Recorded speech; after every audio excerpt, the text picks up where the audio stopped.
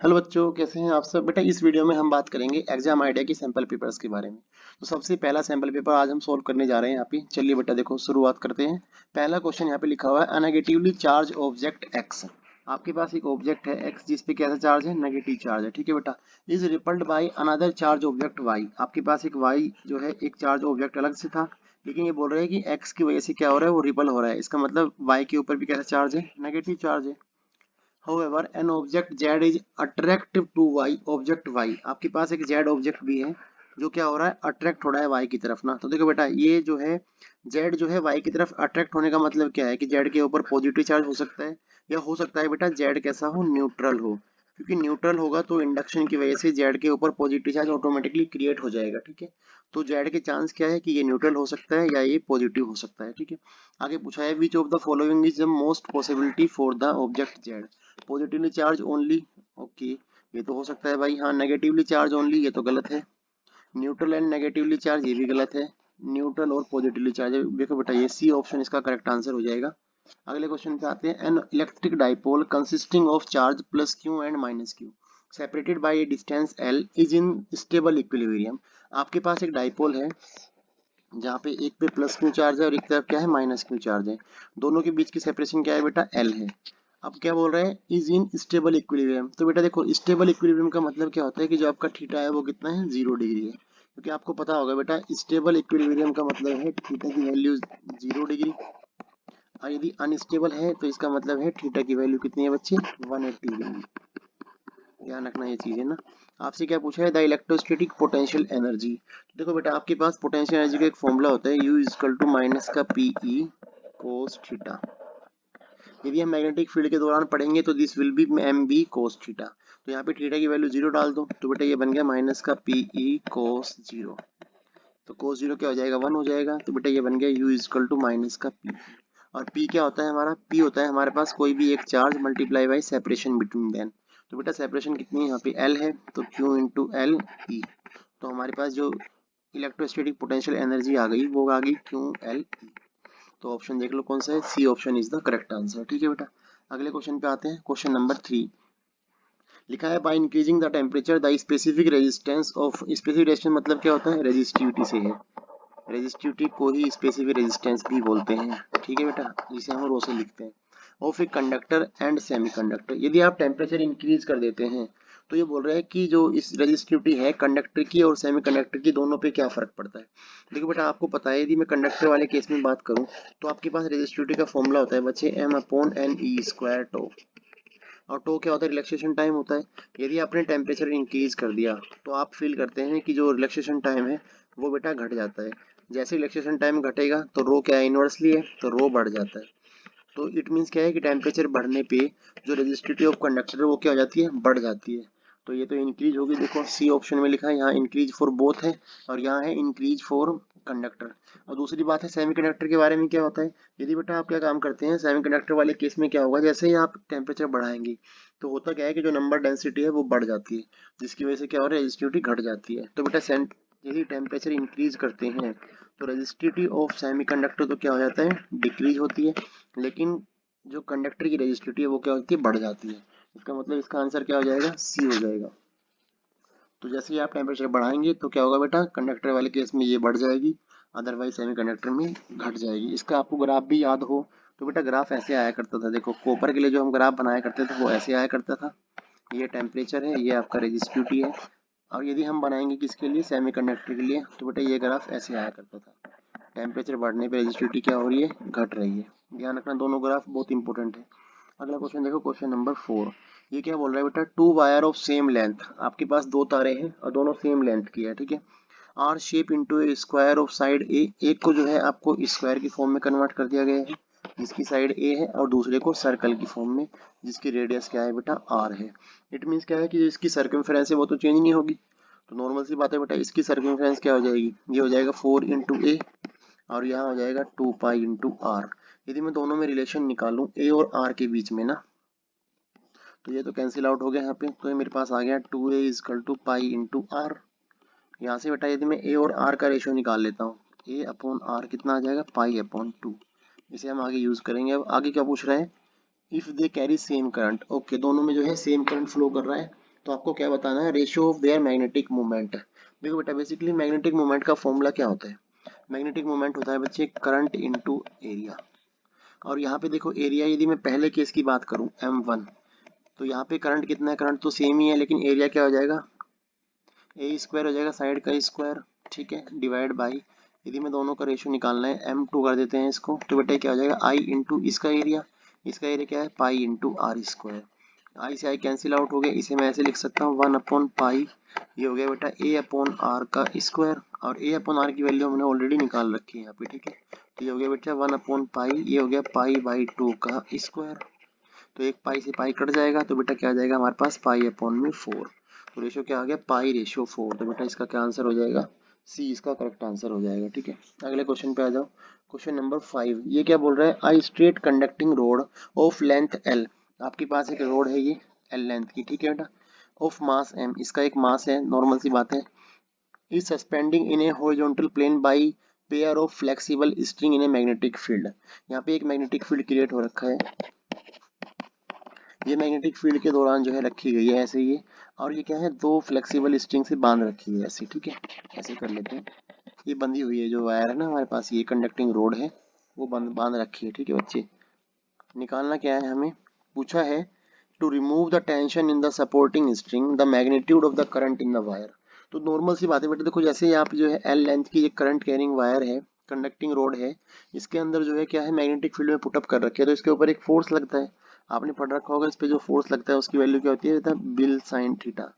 तो यहाँ 90 डिग्री पे है, देखो मैग्नेटिक फील्ड इनवर्ड है और करंट जो है इस तरफ है आपका, तो ये क्या हो गया BIL हो जाएगा। इसका मतलब क्या है कि देखो और डायरेक्शन निकाली जाए तो फ्लेमिंग के लेफ्ट हैंड रूल से यदि निकालेंगे तो जो इस पे फोर्स लगता है वो लगता है ऊपर की तरफ, जिसकी वैल्यू क्या है BIL, लेकिन इसका M/G वो भी नीचे रहेगा।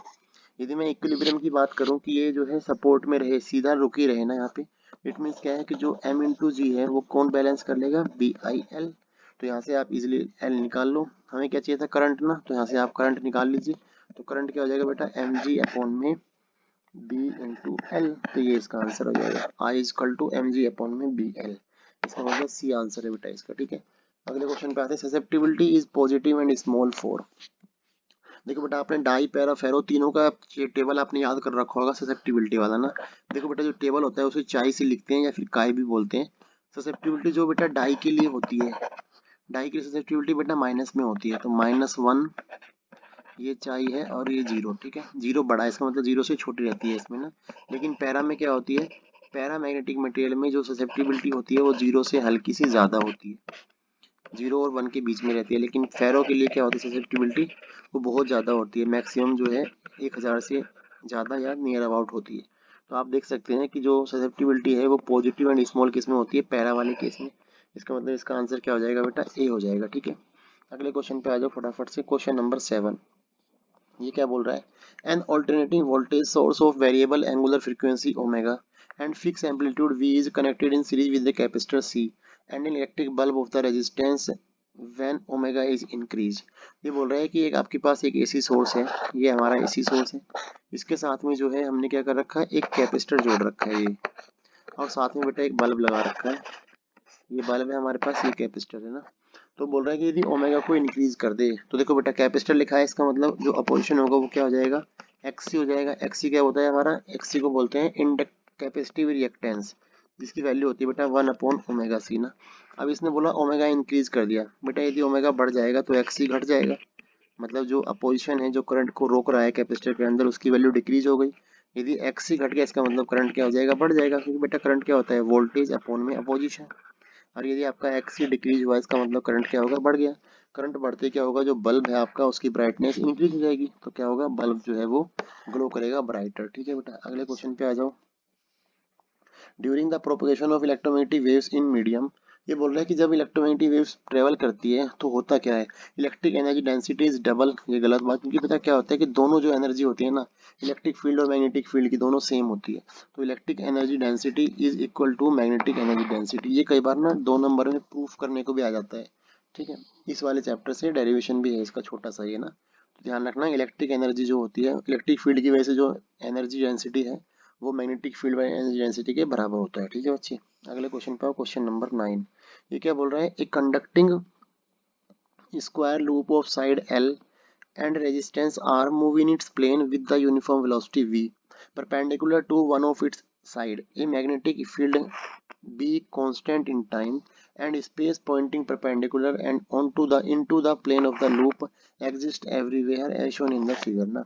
The current induced in the loop is, देखो बेटा पहली बात तो आप ये ऑब्जर्व करो कि जो मैग्नेटिक फील्ड बना रखा है ये लूप से बाहर ही नहीं जा रहा है ना, जो ये मैग्नेटिक फील्ड है वो जो लूप पड़ा हुआ है मैग्नेटिक फील्ड के अंदर ही पड़ा हुआ है ना, बाहर निकल नहीं रहा।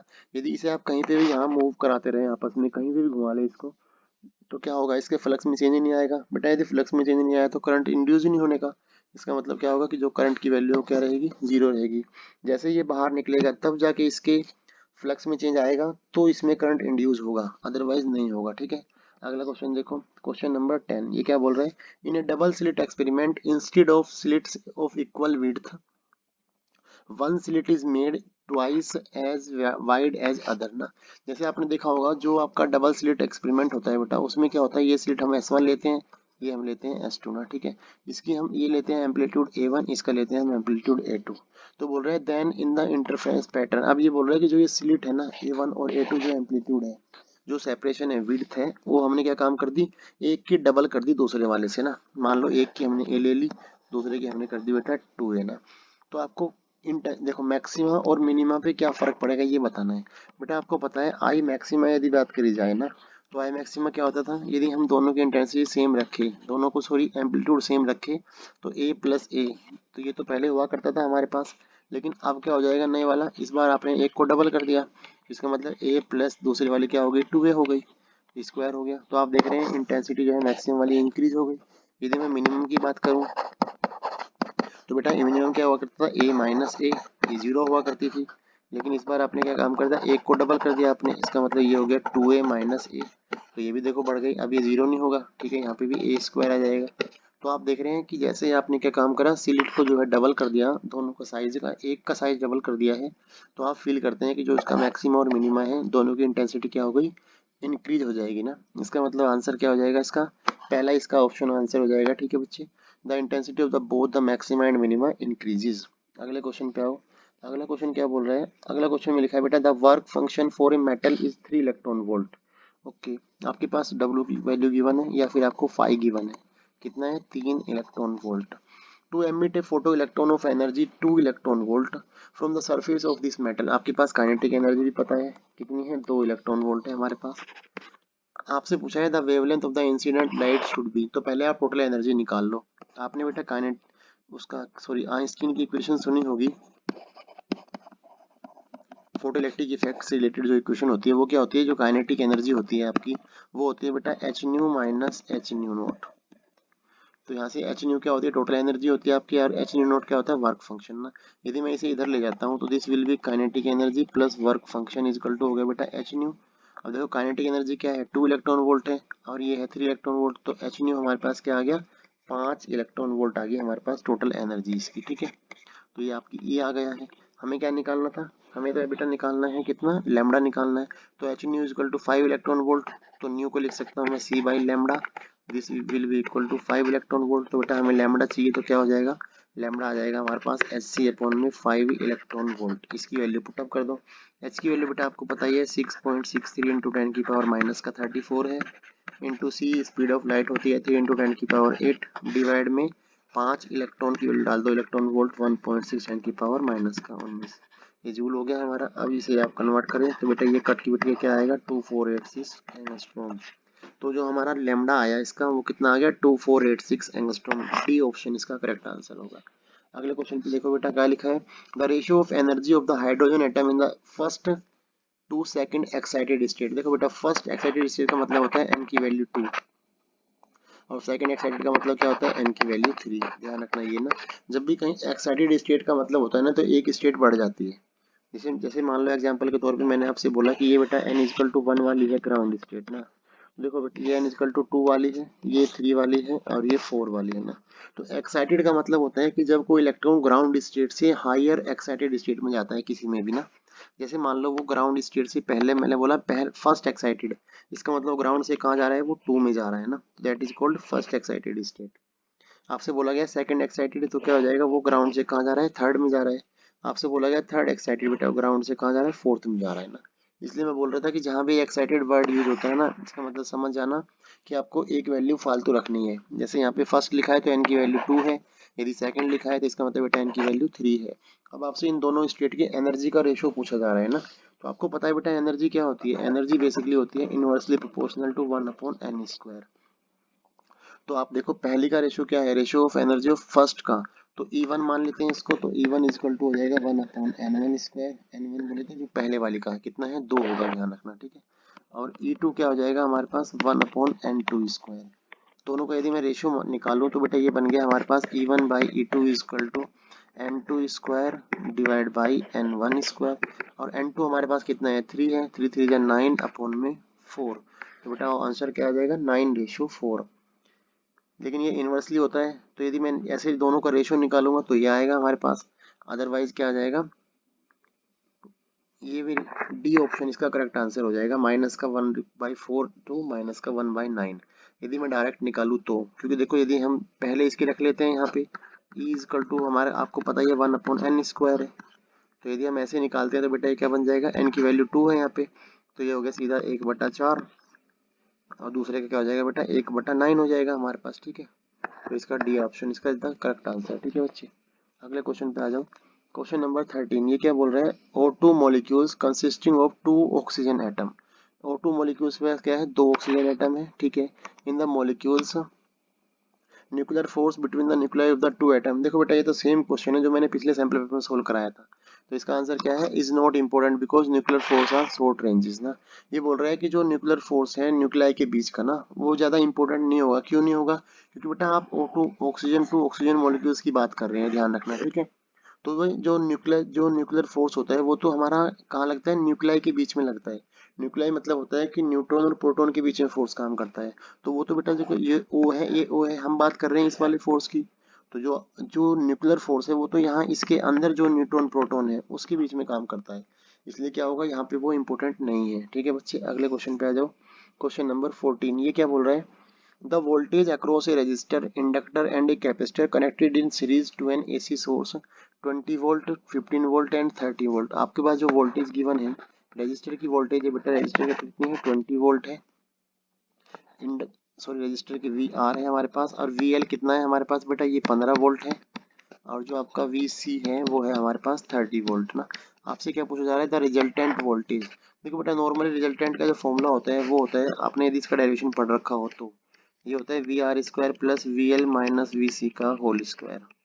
इसके हिसाब से आप सिंप्लीफाई कर लो, तो VR कितना हो जाएगा 20 का स्क्वायर प्लस VL कितना है 30 माइनस 15, 15 हो गया, 15 का स्क्वायर। इसे आप सोल्व करेंगे तो बेटा ये हो गया 400 प्लस 15 इंटू 15 कितना 225 होता है, तो ये बेटा 225 हो गया। ये 625 का स्क्वायर कितना हो गया 25 वोल्ट। तो आपका आंसर क्या हो गया 25 volt, C is the correct answer. Question number 15, the variation potential with R and electric field with R for a point charge. देखो बेटा आपको पता है एक सिंगल चार्ज के लिए जो इलेक्ट्रिक फील्ड है वो होता है KQ/R², तो R² पे यूनिवर्सली है, लेकिन जो पोटेंशियल होता है V वो होता है KQ/R, ये R पे इनवर्सली है ना। तो ग्राफ कैसे बनेगा, पोटेंशियल वाला एकदम स्लोली ग्राफ गिरेगा, लेकिन इलेक्ट्रिक फील्ड वाला ग्राफ एकदम से स्टीप हो जाएगा। तो ये इसका आंसर हो जाएगा कौन सी वाला, बी वाला पार्ट, ठीक है। तो ये वाला इसका देखो ई है और ये वाला आपका बी रहेगा, दोनों आपस में कट करते हैं बीच में से ना। अगले क्वेश्चन पे बेटा अब आगे हमारे पास असर्शन रीजनिंग वाला पार्ट। पहला असर्शन रीजनिंग क्या बोल रहा है, at a fix temperature silicon will have minimum conductivity okay when it has smaller accepted doping ना। देखो बेटा नॉर्मल सी बात है, जब आप डोपिंग करते हैं तो डोपिंग में क्या होता है, डोपिंग करने का मेन मतलब होता है कंडक्टिविटी बढ़ा देना। यदि आपने डोप कर दिया है तो जो इनिशियली जो सिलिकॉन एटम है 0 डिग्री पे, जो पहला फिक्स टेम्परेचर पे देखा जाए बिना डोपिंग के, तो नॉर्मल सी बात है उसकी कनेक्टिविटी कम होती है एज कम्पेयर टू डोपिंग वाले के। इसका मतलब ये बात तो सही लिखी है यहाँ पे ना, तो इसका असर्शन क्या है बेटा, सही है। आगे रीजन पढ़ लेते हैं, the conductivity of an intrinsic semiconductor is slightly higher than the, ये जो गलत लिखा है यहाँ पे हायर देन ना, क्योंकि बेटा पी टाइप क्या होता है, पी या एन टाइप जो है वो एक्सट्रिंसिक सेमीकंडक्टर होते हैं और वो हाईली डोप होते हैं। यदि वो डोप सेमीकंडक्टर है इट मीन्स उनकी कंडक्टिविटी ज्यादा है, लेकिन यहाँ लिखा है इंटेंसिक वाला जो हमारा प्योर सेमीकंडक्टर है उसकी इसमें क्या लिखा हुआ है, ज्यादा होती है, तो ये गलत है। इसका मतलब इसका आंसर क्या होगा बेटा, सी हो जाएगा। अगले क्वेश्चन पे और लिखा है no interference pattern in detected when two coherent source are infinitely close to each other। ये भी बात सही है बेटा, क्योंकि क्या बोल रहा है कि यदि दो आपके जो सोर्स है ना, दोनों को आप जो है बहुत पास रख देंगे तो हमें जो है पैटर्न ऑब्जर्व नहीं होता। क्यों नहीं होता? देखो आपने पढ़ रखा होगा इसके अंदर बेटा, जो फ्रिंज विड्थ होती है बीटा ना, उसका फॉर्मूला आपने पढ़ा होगा, लैम्डा डी अपॉन डी होता है। और जो ये स्मॉल डी होती है वो क्या होती है? दोनों सोर्स के बीच की सेपरेशन होती है। आपने बोला यदि इसको आप जो है बहुत कम कर देंगे, आपने इसे नेग्लिजिबल कर दिया, तो आप फील करेंगे कि जो फ्रिंज विड्थ होती है वो क्या बढ़ जाएगा? वो बहुत ज़्यादा बढ़ जाएगी ना। पर जो आपकी स्क्रीन है, स्क्रीन पे आपको केवल एक ही फ्रिंज नजर आएगी। ऐसा भी हो सकता है कि केवल पूरे ही इलाके को, पूरी स्क्रीन को जो है बेटा एक ही फ्रिंज, क्या बोलते हैं आपको, पूरी स्क्रीन पे एक ही फ्रिंज आए ना, तो आप जो है वहाँ फ्रिंज का पैटर्न ऑब्जर्व नहीं होगा आपको। इसलिए क्या होगा? ये बात तो सही है भाई, ठीक है, एसएसएन सही लिखा है। रीजन क्या है बेटा? Fringe width is inversely proportional to separation between the seat. ये भी बात सही है। तो इसका आंसर क्या हो जाएगा बच्चे? इसका आंसर हो जाएगा ए, क्योंकि ये एग्जैक्टली लिखा हुआ है, देखो जो जिसके बेस पे हमने निकाला है इस चीज को। अगला क्वेश्चन क्या बोल रहा है? If intensity of the incident light is double. आपने इंटेंसिटी क्या कर दी? डबल कर दी। Kinetic energy of the photo electron is also double. ये गलत बात है, क्योंकि बेटा मैं आपको पहले बता चुका हूँ, जो काइनेटिक एनर्जी होती है वो इंटेंसिटी पे डिपेंड ही नहीं करती। ये केवल किस पे डिपेंड करती है? फ्रीक्वेंसी के ऊपर डिपेंड करती है, ध्यान रखना। जो आपकी इंटेंसिटी है उस पर कौन डिपेंड करता है? करंट। जो आपका फोटो इलेक्ट्रिक करंट है वो आपका डिपेंड करता है बेटा इंटेंसिटी के ऊपर। जितना आप इंटेंसिटी बढ़ाते रहेंगे उसी रेशियो में जो है आपका करंट जो है बच्चे क्या होता रहेगा? बढ़ता रहेगा। इसलिए इसका आंसर क्या है? डी हो जाएगा इसका, क्योंकि बेटा यहाँ पे एसेसन ही गलत है। अगले क्वेश्चन पे आते हैं। अब आगे बेटा हमारा सेक्शन नंबर बी, जो आपके 2 मार्क्स वाले क्वेश्चन है, ठीक है। लिखा है पहला क्वेश्चन देखो, electromagnetic waves with wavelength lambda 1 is used for satellite communication. Satellite में कौन सी होती है यूज? माइक्रोवेव होती है, ठीक है। तो ये बेटा ये हो गया आपका माइक्रोवेव। फिर lambda 2 is used to kill germs in water purifier. ये हर किसी घर में लगा होता है। यूवी होता है आपका अल्ट्रावायोलेट, ठीक है। थर्ड है आपका is use to detect leakage of oil in underground pipelines ना। ये बेटा आप याद रख लेना, इसको अच्छे से रट्टा मार लेना, ये पेपर में आने का चांस है, ठीक है। ये क्या है आपका? एक्स-रे होती है, ठीक है बच्चे। फोर्थ क्या बोल रहे हैं? Lambda 4 is use to improve visibility in runway during the fog and mist conditions ना। ये हमारी इंफ्रारेड होती है, ठीक है। ये क्या हो गया हमारे पास? इंफ्रारेड, ठीक है। तो चारों की वेव्स के नाम मिल गए हमें। पूछा गया है identify and name the part of the electromagnetic spectrum to which these radiation belong. ये तो हमने बता दिया। आगे पूछा है arrange these wavelength in ascending order of their magnitude. देखो बेटा यहाँ पे केवल आपको जो है इसके मैग्नीट्यूड से रिलेटेड वो बताना है कि जो वेवलेंथ का इनका हिसाब है उसको आप बढ़ते हुए ऑर्डर में लगाना है। तो आपको मैंने इसकी एक ट्रिक बता रखी है कि भाई जो आपकी वेव होती है गाड़ी जी गाड़ी XUV इंडिया में रहेगी। ये मैंने एक ट्रिक बता रखी है आपको कि जिससे आपको ये सारी वेव्स याद हो सके ना। जी का मतलब था बेटा गामा रेज, ये एक्स-रे, ये अल्ट्रावायोलेट, ये विजिबल, ये आपका बेटा क्या था? इंफ्रारेड था, ये आपके पास माइक्रोवेव था बच्चे, ये था आपकी रेडियो वेव, ठीक है। तो आप और जो ये ट्रिक है वो बेटा इंक्रीजिंग ऑर्डर में है, किसके? वेवलेंथ के ना। और यहीं आपसे वही पूछा गया है कि आप जो है इन चारों वेव को, जो हमारे पास वेव आई है, इनको आप जो है इंक्रीजिंग ऑर्डर में लगाओ। तो आप देखो फील कर सकते हैं कि देखो सबसे ज्यादा वेवलेंथ किसकी होती है बेटा? रेड की होती है ना। तो सबसे कम वाले की पहले आपको रखनी पड़ेगी। सबसे कम कौन सी है? देखो आपके पास जो वेव है आप पहले उन्हें टिक कर लो, उसके हिसाब से लगा देना। माइक्रोवेव आपके पास एक तो बेटा हमारे पास ये वेव है, एक हमारे पास अल्ट्रा यहाँ पे है, एक एक्स-रे यहाँ पर है, एक इंफ्रा यहाँ पर है। तो देखो सबसे पहले एक्स-रे आएगी। तो सबसे पहले आपकी एक्स-रे किसकी है? लैम्डा 3। तो पहला आ गया लैम्डा 3। उससे ज्यादा क्या हो जाएगा? फिर यूवी आएगा, यूवी आएगा लैम्डा 2। उसके बाद बेटा क्या है आपके पास? इंफ्रा है, इंफ्रा आपके पास लैम्डा 4 है। और उसके बाद सबसे ज्यादा क्या है? माइक्रो वाली है, जिसकी वैल्यू क्या है? लैम्डा 1। तो बेटा ये इसका करेक्ट आंसर हो जाएगा, ठीक है। तो इस तरीके से आप इसको ट्रिक को ध्यान रखना। ये की ट्रिक कैसी है बेटा? इंक्रीजिंग ऑर्डर में है वेवलेंथ के, लेकिन डिक्रीजिंग ऑर्डर में किसके है? ये फ्रीक्वेंसी के है। तो गामा रेज की जो फ्रीक्वेंसी है वो सबसे ज्यादा होती है, लेकिन गामा रेज की जो ये है वेवलेंथ वो सबसे कम होती है, ठीक है बच्चे। अगले क्वेश्चन पे आओ, क्वेश्चन नंबर 20। ये क्या बोल रहा है बेटा? Two identical bars, one of paramagnetic material and other of diamagnetic materials are kept in uniform external magnetic field parallel to it. Draw diagrammatically the modification in the magnetic field pattern in each case. ये बोल रहा है कि आपके पास दो material है, एक आपके पास पैरामैग्नेटिक मटेरियल है, एक आपके पास बेटा क्या है? डाई मैग्नेटिक मटेरियल है। आपने इन्हें क्या काम करा? मैग्नेटिक फील्ड में डाल दिया, ठीक है। तो आप क्या ऑब्जर्व करते हो? आपको पता है बेटा यदि मैं डाई वाले की बात करूं, देखो यहाँ ये आपका डायमैग्नेटिक मटेरियल है। तो डायमैग्नेटिक मटेरियल क्या होता है, हाईली रिपल्सिव होता है ना, ये मैग्नेटिक फील्ड लाइंस को अपोज करता है, ठीक है। इसमें से मैग्नेटिक फील्ड लाइन जैसे जाती है तो क्या होता है, ये उनका अपोज करता है। तो यहाँ से मान लो एक आध लाइन मैंने अंदर से निकाल दी ऐसे, और ये अपोज करके ऐसे लाइंस को भगा देता है दूर से ना, ठीक है। ये इसकी मैग्नेटिक फील्ड लाइंस हो जाएगी, ध्यान रखना, ठीक है बच्चे। अब यहाँ बात करते हैं यदि पैरा की ना, तो पैरा केस में क्या होता है कि पैरा जो मैग्नेटिक मटेरियल होता है आपका, उसमें क्या होता है, जो मैग्नेटिक फील्ड है वो हल यहाँ इधर कम होता है, कम से स्ट्रोंग की तरफ बढ़ता है ना, जिसकी वजह से क्या होता है यहाँ पे ना जो मैग्नेटिक फील्ड लाइंस है वो ज़्यादा अंदर से पास होती है, लेकिन कुछ कुछ बाहर से ही पास होती है। तो यहाँ पे क्या होता है, जो मैग्नेटिक फील्ड लाइन से मान लो एक सीधी लाइन जा रही है ऐसे ना, जो यहाँ की लाइन है वो भी इसे अंदर ले लेगा, यहाँ से कुछ लाइन ये अंदर चली गई, यहाँ पे भी अंदर चली गई, यहाँ पे भी अंदर, और कुछ लाइन जो है बाहर से जाती है आपकी ऐसे ना, ऐसे ऐसे बेटा, ये होता है आपका पैरामैग्नेटिक वाला ना। ध्यान रखना है इसमें ना, बस खाली लाइन की आपको डायरेक्शन ध्यान रखनी है कि किस तरीके से लाइन बेंड हो रही है। देखो यहाँ पे लाइन ऐसे मुड़ रही है, यहाँ पे लाइन बाहर से जा रही है, ठीक है, दोनों का ये ध्यान रखना, ठीक है। ये इसका आंसर हो जाएगा। अगले क्वेश्चन पे आ जाए बेटा, क्वेश्चन नंबर 21।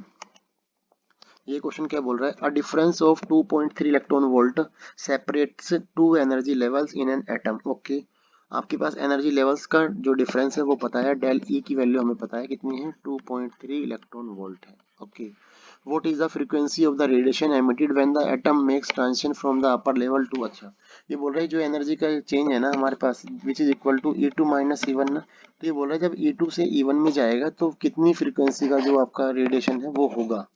नॉर्मल सी बात है बेटा, एनर्जी आपको पता है तो फ्रीक्वेंसी निकाल दो। एनर्जी का फॉर्मूला क्या होता है, आपने पढ़ रखा है कि जो एनर्जी होती है E is equal to H nu, sorry हाँ E is equal to H into nu होता है। सो बेटा हमें क्या चाहिए, हमें फ्रीक्वेंसी चाहिए, तो न्यू इजकल टू हो जाएगा E अपॉन एच। तो E की वैल्यू हमारे पास है 2.3 डिवाइड बाई H की वैल्यू आप जानते हैं 6.63 इंटू 10 की पावर माइनस का 34। और बेटा ये इलेक्ट्रॉन वोल्ट में है तो यहाँ मल्टीप्लाई कर देंगे 1.6 10 की पावर माइनस का 19 जूल में आ जाएगा। तो अब जो इसे काटा पीटी करो तो इसके बाद जो आपका आंसर आएगा बेटा वो हो जाएगा 5.5 into 10 to the power 14 hertz. ये आपकी फ्रीक्वेंसी हो गई ना, इसका आंसर क्या हो गया 5.5 10 की पावर 14 हर्ट्ज ना। और वाला क्वेश्चन देखो, यहाँ पे लिखा है the nuclear radius of 13 aluminium 27। आपके पास जो है एल्यूमिनियम की रेडियस पता है, इसका एटॉमिक मास कितना, मास नंबर कितना है 27 है, इसका चार्ज कितना है 13 है। तो वो कितनी रेडियस पता है इसकी, हमें R1 मान लेते हैं, ये है बेटा 3.6 फर्मी, ऐसे हम लिख लेते हैं, ठीक है। Find the nuclear radius of this, आपके पास जो है आपको कॉपर की आपको बतानी है, जिसका क्या है बेटा 64 है ना, तो आपकी रेडियस क्या हो जाएगी ये बताना है, ठीक है। तो आपने पढ़ रखा होगा बेटा एक रेडियस का रिलेशन होता है कि जो रेडियस होती है वो होती है basically R0 a to the power 1/3, और ए क्या होता है यहाँ पे, ए हमारा मास नंबर होता है। यदि मैं यहाँ पे इन दोनों केस में पुट अप करूँ तो this will be R1/R2 is equal to R0 तो कट जाएगा, ये बन गया बेटा A1/A2 की पावर 1/3। ये आपसे पूछा गया है, ठीक है। अब देखो जरा यहाँ से सिंप्लीफाई कर लेते हैं। A1 की वैल्यू कितनी है, A1 हमारे पास 27 है, क्योंकि हमारा मास नंबर चाहिए था इसमें ना, ठीक है। 20 नीचे वाले कितना है 64 है, इसकी पावर बचे क्या है 1/3 है, तो 27 का क्यूब रूट क्या होता है 3, और 64 का होता है बेटा 4। तो हमारे पास रिलेशन आ गया R1/R2 इज इक्वल टू 3/4। अब मुझे R2 निकालना है, तो R2 क्या हो जाएगा बेटा मेरे पास, ये आ जाएगा 4/3 इंटू R1।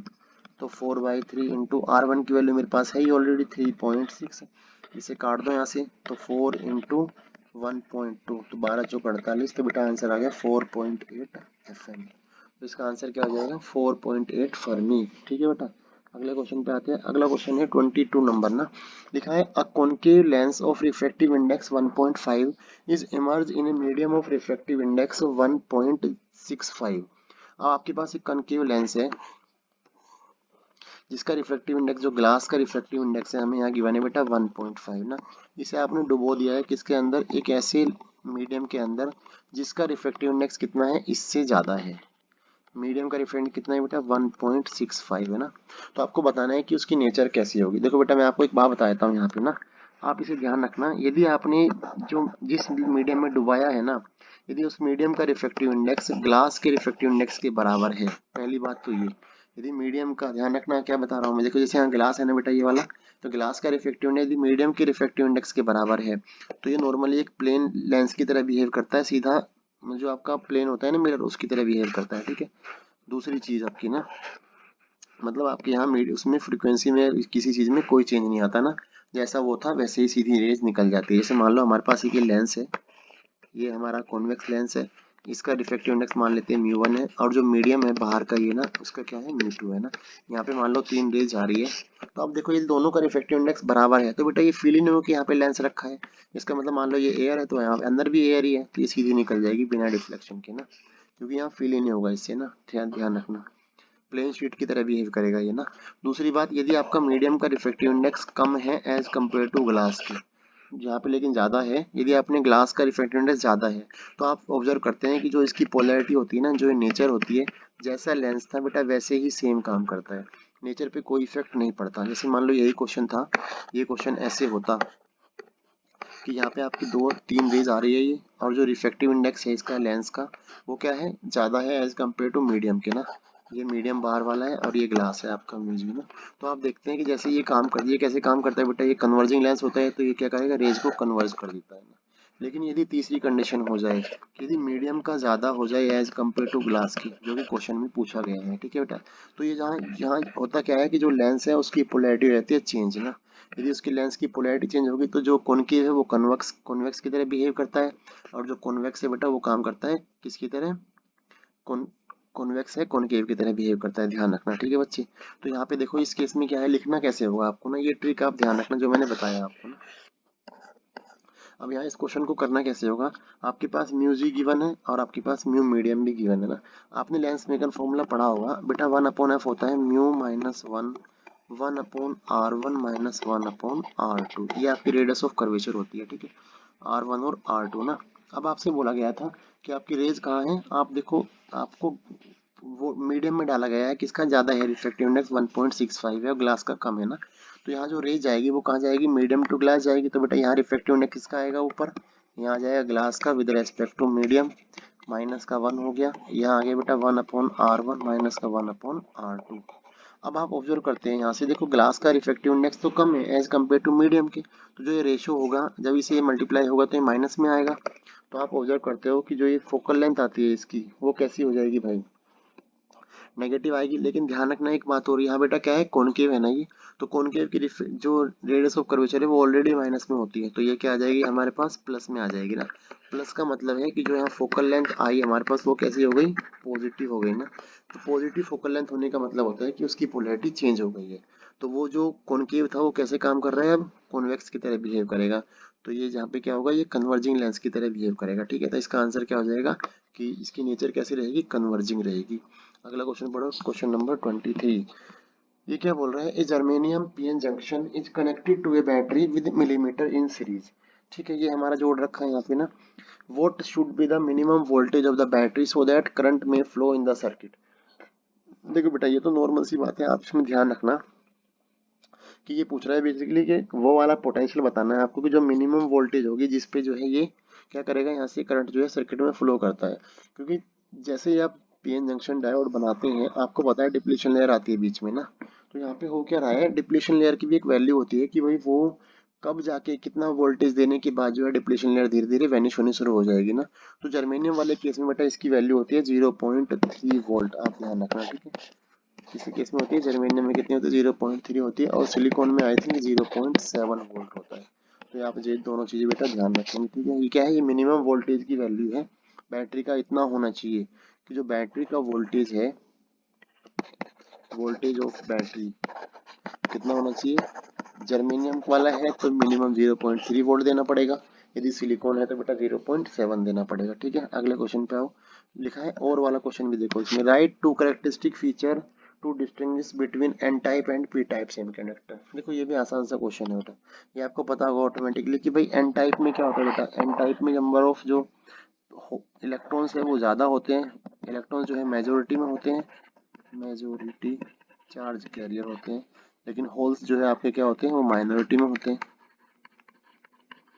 पहला डिफरेंस तो ये हो गया। दूसरी बात, जो एन टाइप है, एन टाइप कब बनता है, यदि आप एक प्योर जर्मेनियम या सिलिकॉन के एटम के अंदर आप जो है पेंटावेलेंट इम्प्योरिटी मिक्स कर देते हैं, कौन सी वाली, पेंटावेलेंट, तो आपको बेटा जो है एन टाइप सेमीकंडक्टर मिल जाता है। लेकिन यदि आप बात करते हैं पी टाइप की, तो बेटा पी टाइप में क्या होता है, होल्स जो है वो आपकी मेजोरिटी में होते हैं, इसमें होल्स बेटा, होल्स आपके मेजोरिटी में, लेकिन जो आपके इलेक्ट्रॉन्स हैं वो क्या होते हैं, वो माइनॉरिटी में होते हैं। ठीक है, ध्यान रखना। तो यदि आप ये दूसरा क्या हो जाएगा इसका पॉइंट, जर्मेनियम या सिलिकॉन में यदि बेटा आप ट्राईवैलेंट डिप्लोइड डालते हैं, ट्राईवैलेंट का मतलब होता है कि जिसके आउटर मोस्ट में प्लस के 3 इलेक्ट्रॉन्स होते हैं ना, तो हमें पी टाइप मिलता है। तो ये इसका आंसर हो जाएगा। ठीक है बच्चे, अगली बात पर आ जाओ। अगला क्वेश्चन, क्वेश्चन नंबर 24। ये क्वेश्चन क्या बोल रहा है, यहाँ लिखा है two waves from to coherent source S and S dash. देखो आपके पास यहाँ पे डायग्राम में दिखा रखा है ये कह रहा है एस हमारे पास बेटा, एक ये एस डैश है ना, सुपर इम्पोज एट एक्स, ये एक पॉइंट एक्स गिवन है यहाँ पे as shown in the figure. Okay, if X is a point on the second minima, ये कौन सा पॉइंट है बेटा, ये सेकंड मिनिमा है, ध्यान रखना सेकंड मिनिमा। और आपको पता हो मिनिमम का जो पार्ट डिफरेंस होता है बेटा, पाथ डिफरेंस की value in case of minima, इसका फॉर्मूला होता है बेटा, यहाँ पार्ट डिफरेंस का फॉर्मूला होता है 2n-1 लैम्डा अपॉन में 2, ये होता है। और यहाँ सेकंड है तो n की वैल्यू 2 हो जाएगी। तो यहाँ पे जो पार्ट डिफरेंस आया हमारे पास, अभी क्वेश्चन नहीं पढ़ रही पूरा, जितना गिवन है उस हिसाब से कर लेते हैं। 2 to the 4-1, तो दिस विल बी 3/2 लैम्डा। तो मेरे पास पार्ट डिफरेंस आ गया। अब आगे क्वेश्चन को पढ़ो। लिखा है x इज ए पॉइंट, ये हो गया, and sx minus xx dash. इसका मतलब क्या है कि यहाँ से ये इसका पाथ और जो यहाँ से रेज आ रही है उसका ना, दोनों का जो पार्ट डिफरेंस है वो हमें ऑलरेडी गिवन है 4.5 सेंटीमीटर है। तो कैलकुलेट द वेवलेंथ। तो बेटा क्या होगा, देखो पार्ट डिफरेंस तो हमारे पास ऑलरेडी है ही, 3/2 लैम्डा है, इसको कंपेयर कर दो किससे, 4.5 से, ये हमें गिवन है। 3 से काट दो इसे, 3 एकम 3, 3 5 15, ये हो जाएगा मल्टीप्लाई में, लैम्डा कितना हो गया बेटा, 3 आ गया। इसका मतलब जो लैम्डा है वेवलेंथ कितना होनी चाहिए, 3 सेंटीमीटर ना। आगे बढ़ जाओ क्वेश्चन पे, क्वेश्चन नंबर 25। ये क्या बोल रहा है, a metallic spherical shell has an inner radius r1 and outer radius r2। ठीक है, आपके पास गिवन है, देखो ये यहाँ पे पहली सेल है, ये इसकी इनर रेडियस r1 है और दूसरे क्या है बेटा, r2 है ना। आगे लिखा है place Q charge is place at the centre of spherical cavity. आपकी जो है स्फेरिकल कैविटी है ना, यहाँ सेंटर पे आपका क्यू चार्ज गिवन है। तो बोला है कि what is the surface charge density. देखो बेटा सरफेस चार्ज डेंसिटी आपको पता है क्या होता है, सरफेस चार्ज इसको सिग्मा से लिखते हैं, ये होता है चार्ज पर यूनिट एरिया। यदि मैं पहले केस में बात करूं, इनर वाले केस में ना, तो पहली बात तो बेटा आपको चार्ज पता होना चाहिए कि चार्ज देख लो पहले ना, क्योंकि एरिया तो आपको बेसिक सी बात है 4πr² हो जाएगा, और रेडियस आए r1 है तो ये r1 आ जाएगा यहाँ पे। लेकिन चार्ज कितना आएगा वो ऑब्जर्व करो। आप देखो सेंटर में कितना है बेटा, प्लस का क्यों है, तो नॉर्मल सी बात है भाई, यहाँ पहले वाले के यहाँ अंडर क्या हो जाएगा, माइनस क्यों, और ऊपर क्या हो जाएगा यहाँ प्लस क्यों। तो यहाँ अंदर क्या चार्ज कितना है, माइनस क्यों, तो बेटा सिग्मा हो गया किसके, माइनस क्यों अपॉन 4πr1²। यदि मैं बाहर की बात करता हूँ आउटर वाले फेस पे, तो आउटर पे क्या हो जाएगी, सिग्मा सिग्मा 2 मान लेते हैं। तो चार्ज कितना है, प्लस का क्यों है, तो बेटा ये बन गया प्लस क्यों 4πr2²। तो सिग्मा 1 और सिग्मा 2 निकल गया, ये इसका आंसर हो जाएगा 2 मार्क्स में। ठीक है बेटा, अब आते हैं 3 मार्क्स वाले क्वेश्चन ना। ये क्या बोल रहे हैं, a straight thick long wire of uniform cross section of radius a is carrying a steady current I. The current is uniformly distributed across the cross section. Use ampere circular law to obtain the relation showing the variation of magnetic field inside outside of the field point from the center of the cross section. What is the magnetic field at the surface of this wire? Plot the graph ना। ये बोल रहा है बेटा आपके पास एक जो है एक थिक लॉन्ग वायर है, ये मान लो आपके पास एक वायर है थिक लॉन्ग ना, ठीक है, ये आपकी वायर है जिसकी रेडियस आपको गिवन है ए है। ये हमारे पास बच्चे क्या है, इसकी रेडियस ए गिवन है। इसमें जो है आई करंट फ्लो कर रहा है, इसमें आई करंट चल रहा है, ठीक है, और वो कैसे चल रहा है, यूनिफॉर्मली डिस्ट्रीब्यूटेड है, ध्यान रखना, मतलब कि एरिया के हिसाब से लिखा है क्रॉस सेक्शन ना, तो एरिया के हिसाब से यहाँ जो करंट है वो डिवाइडेड हो रखा है। तो आपको एम्पीयर सर्किट लॉ को यूज करके हमें 2 पॉइंट्स पे, कौन कौन से पे, सॉरी 3 पॉइंट्स पे निकालना है। एक पॉइंट है जो आउटसाइड है, मान लो एक पॉइंट पी है जो कि फ्रॉम द इसकी एक्सिस से कितनी दूरी पर है, आर सेपरेशन पे है, तो यहाँ बताना है हमें मैग्नेटिक फील्ड कितना बनेगा। दूसरी बात, यदि मैं इसे r इक्वल टू ए मतलब सरफेस पे ले आऊँ तो कितना बनेगा, और तीसरी बात यदि मैं अंदर ले आऊँ तो कितना बनेगा। तो पहली बात देख लेते हैं फटाफट से, क्या है पहला पॉइंट, कहाँ है बेटा, आउटसाइड है हमारा पॉइंट ना, तो आपका r क्या है, ग्रेटर देन ए है। यदि r ग्रेटर देन ए है तो नॉर्मल सी बात है, यदि मैं एम्पीयर सर्किट लॉ लगाता हूँ तो बेटा यूजिंग एम्पीयर सर्किट लॉ, आपको पता होगा एम्पीयर सर्किट लॉ क्या होता है, ये होता है close integration of B dot D L, जिसे हम बोलते हैं line integral of magnetic field which is equal to mu naught into I. अब देखो बेटा, जब ये हमारा बाहर है पॉइंट ना, ए से ज़्यादा है, इसका मतलब आउटसाइड पॉइंट है, तो हम जब यहाँ पे करंट लेते हैं तो हमारे पास जो है पूरे कंडक्टर के अंदर जितना करंट फ्लो कर रहा है ना वही लेते हैं, सेम आर ना। तो यहाँ पे हम खोल देते हैं इसको, तो बी डॉट डी एल क्या हो जाएगा बेटा, B into D L cos theta. और थीटा की वैल्यू ऑलवेज यहाँ पे कितनी होती है, 0। तो बेटा ये बन गया कोस 1 हो गया, बी बाहर आ गया, अंदर बच गया डी एल का इंटीग्रेशन। यहाँ हमारे पास म्यू नॉट इंटू आई है ही, और डी एल क्या है आपका, पूरा इसका लेंथ जो हमने यहाँ, क्योंकि आपको पता है बेटा एम्पियर सर्किट लगाने के लिए क्या करते हैं, सबसे पहले हम एम्पियर लूप बनाते हैं। जैसे हम गॉस थ्योरम लगाने के लिए गॉसियन सरफेस बनाया करते थे ना, सेम वे में क्या बनाते हैं, हम एम्पियर लूप बनाते हैं। तो बेटा यहाँ जो एम्पियर लूप है वो कैसे बन जाता है, ऐसे, ठीक है, इस तरह स्फीयर की फॉर्म में बन जाता है, ठीक है। तो जो इसकी पूरे की सर्कमफेरेंस है वो कितनी हो जाएगी, 2πr। तो बेटा ये हो गया, पूरी लेंथ कितनी होगी इसकी, 2πr हो गए, that is equal to mu naught into I. तो बच्चे बी की वैल्यू आ गई हमारे पास mu naught I divide by 2πr। ये हमारा मैग्नेटिक फील्ड हो गया, ठीक है, आउटसाइड हो गया। तो हम क्या फील कर रहे हैं कि जो मैग्नेटिक फील्ड है आउटसाइड सरफेस कैसा है, 1/r पे इनवर्सली प्रोपोर्शनल है। मतलब जो आपका मैग्नेटिक फील्ड है, यदि हम सरफेस से बाहर जाएंगे, जैसे यहाँ से हम बाहर चलेंगे इधर, तो आप क्या ऑब्जर्व करते हैं कि जो मैग्नेटिक फील्ड है उसमें क्या हो जाती है, गिरावट आती है ना।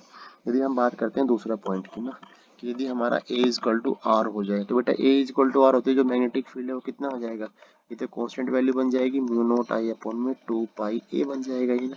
ये हमारा मैक्सिमम हो गया, ठीक है। तीसरे पॉइंट की बात करते हैं, जब हमारा आर क्या है, लेस देन ए है, मतलब इस बार पॉइंट क्या है, हमारा अंदर है। मैंने इसको यहाँ मान लिया पॉइंट को, ये आ रहा है, तो यहाँ क्वेश्चन सरफेस हम बना देंगे, ये वाला बन जाएगा क्वेश्चन सरफेस। तो यदि मैं क्वेश्चन सरफेस के हिसाब से बेटा दोबारा से यहाँ एम्पियर सर्कुलर लो लगाता हूँ, तो आप देखते हैं कि जो एम्पियर सर्कुलर लो है वो क्या होता है, B dot D L equal to होता है बच्चे म्यू नॉट इंटू आई। लेकिन आई इस बार सेम नहीं होगा, क्योंकि आई क्यों सेम नहीं होगा, आप देख रहे हैं बेटा यहाँ पे जो हमारा इतना एरिया कवर होगा ना, और जो एक करंट है वो एरिया के हिसाब से डिवाइडेड हो रखा है ना। तो आप देखो, आपको पता है कि देखो जो आपका एरिया जो है पाई इंटू ए स्क्वायर है, तो बेटा इसमें आपका आई करंट फ्लो करता है, आई एम्पियर करंट जा रहा है।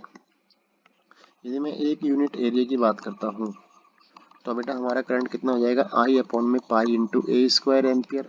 लेकिन हमें कितना एरिया चाहिए, पाई इंटू आर स्क्वायर। तो बेटा ये जो हमारा एरिया आ गया, इस एरिया में जो करंट आएगा वो क्या हो जाएगा, इसी जो हमारा करंट आ रखा है आई upon pi into a square, इसमें हम मल्टीप्लाई कर देते हैं बच्चे पाई इंटू आर स्क्वायर का, तो पाई से पाई कैंसिल आउट हुआ।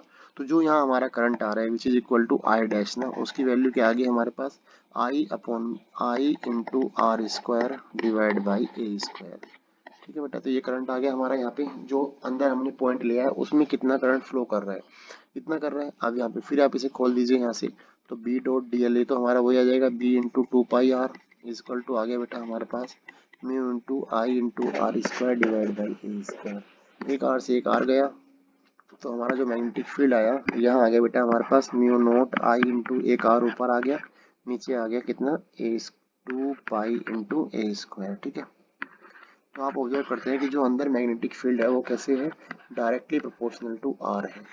मतलब इनसाइड में तो बेटा क्या है, डायरेक्टली है, आउटसाइड में आपका इनवर्सली है, और सेंटर पे क्या है आपका, जब सरफेस पे होगा तो मैक्सिमम है। तो यहाँ से आप बना दो फटाफट से, क्या इसका वो बना दो आपका मैग्नेट, क्या बोलते हैं उसको, ये ग्राफ बना देते हैं इसका फटाफट से। तो बेटा ग्राफ कैसे बन जाएगा, आप देखो जरा,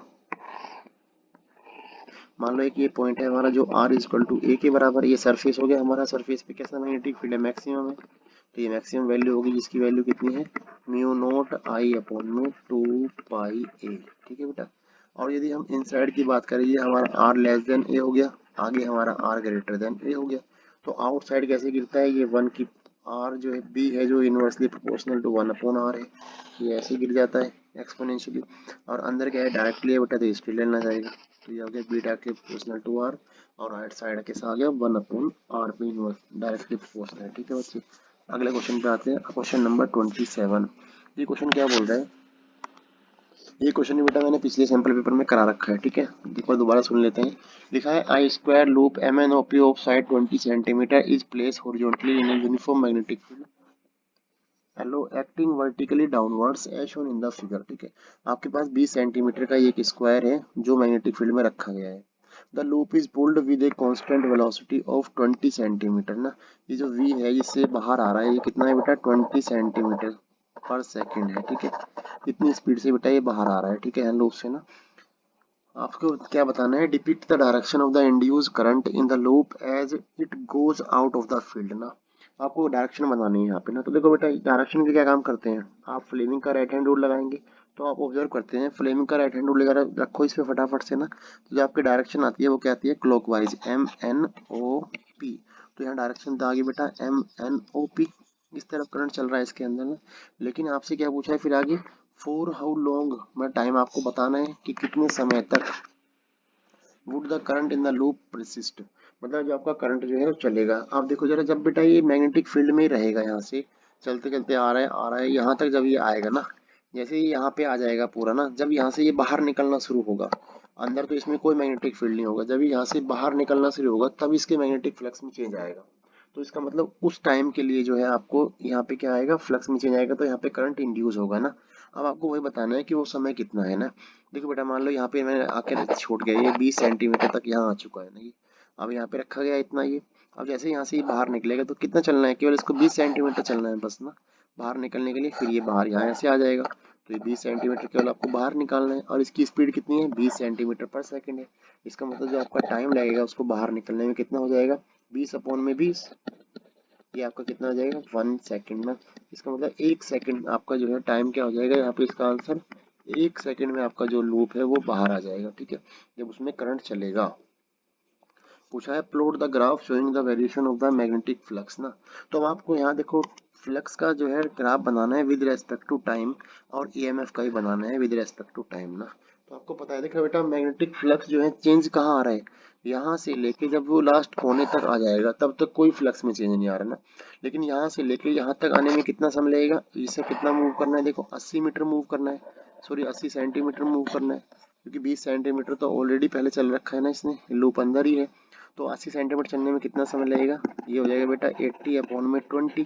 तो ये आ गया हमारे पास 4 सेकंड ना। मतलब 4 सेकंड तक कोई फ्लक्स में चेंज नहीं आ रहा ना।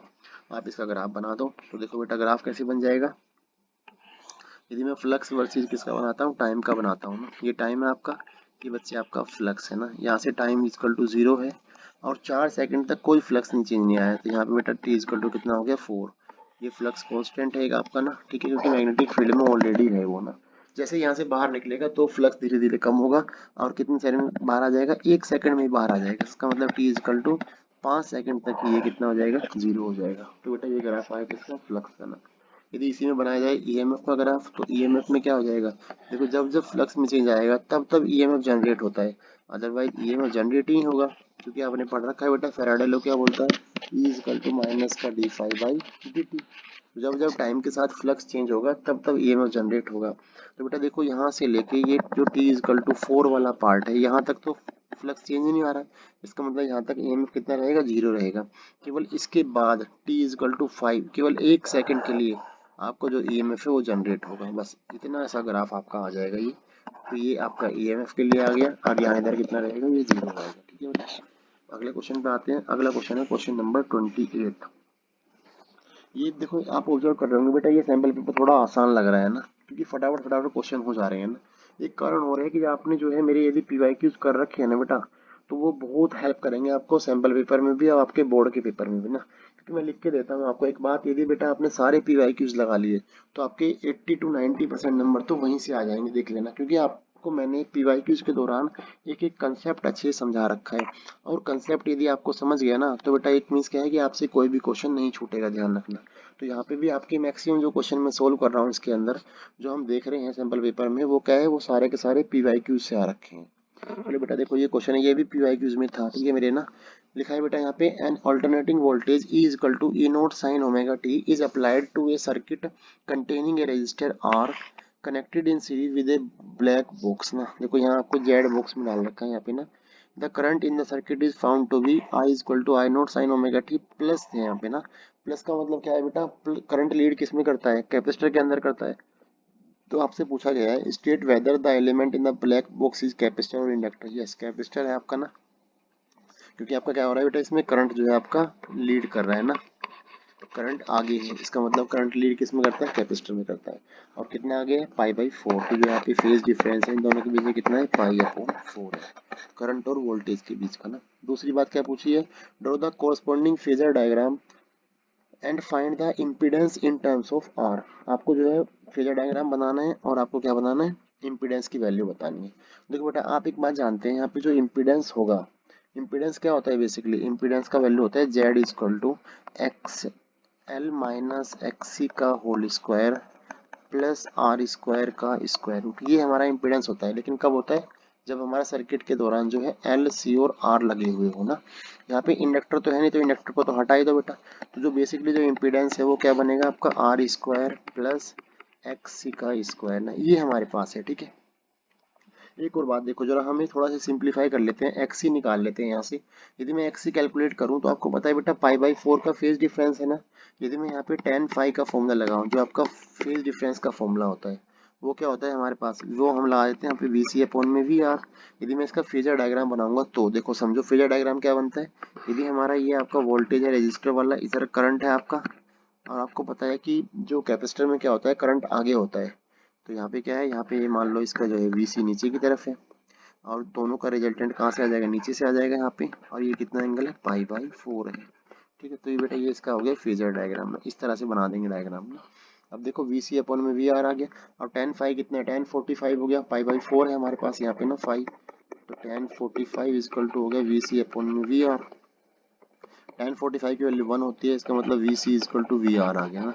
इट मीन्स क्या है, वी सी क्या होता है, voltage in capacitor, that is equal to I naught into X C is equal to, ये हो गया बेटा आई नोट इंटू आर, ये तो कैंसिल आउट हुआ, तो एक्स इजकल टू क्या हो गया, आर हो गया।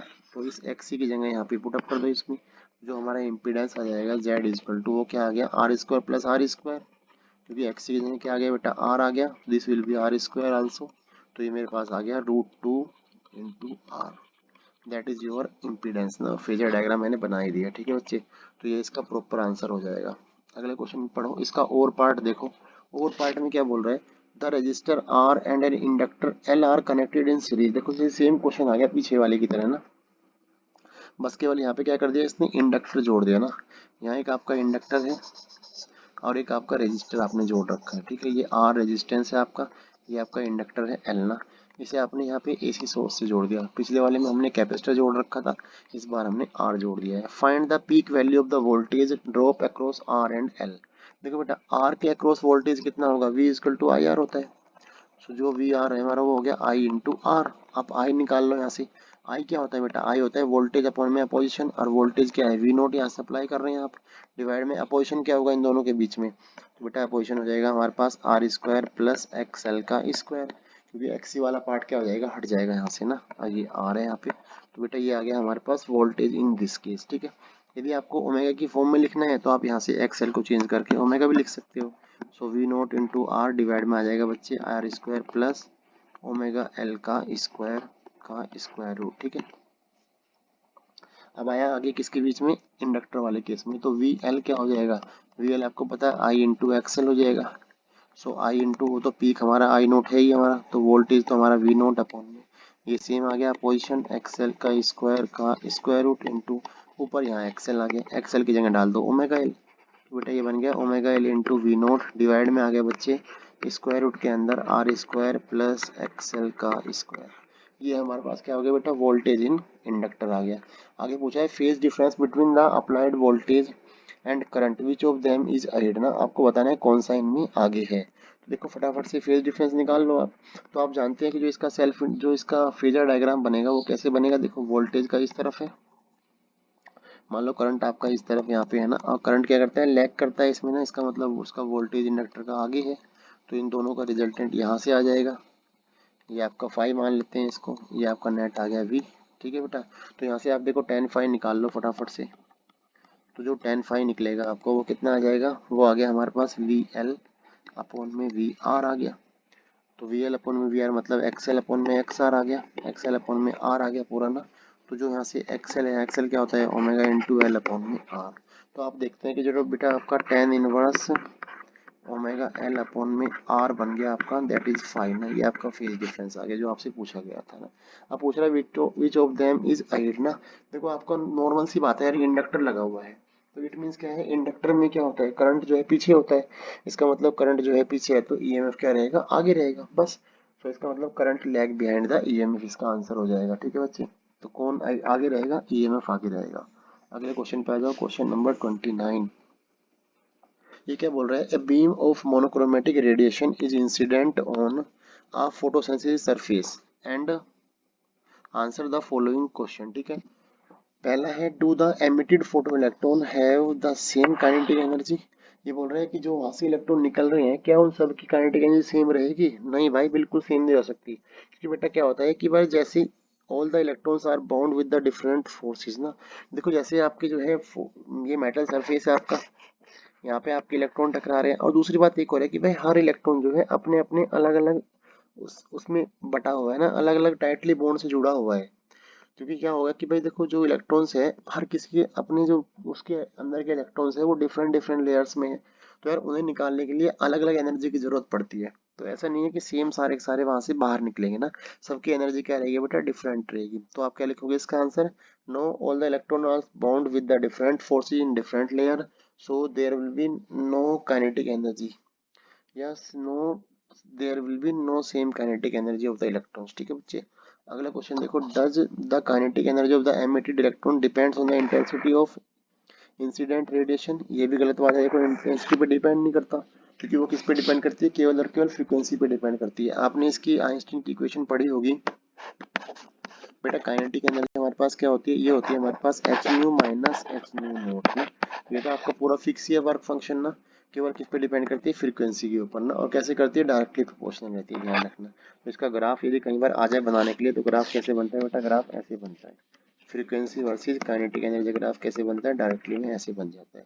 और ये क्या होता है यहाँ पे, ये होती है हमारी थ्रेशोल्ड फ्रीक्वेंसी, जो मिनिमम फ्रीक्वेंसी रिक्वायरमेंट होती है। तो अगला क्वेश्चन क्या है, on what factor does the number of emitted photo electron depends.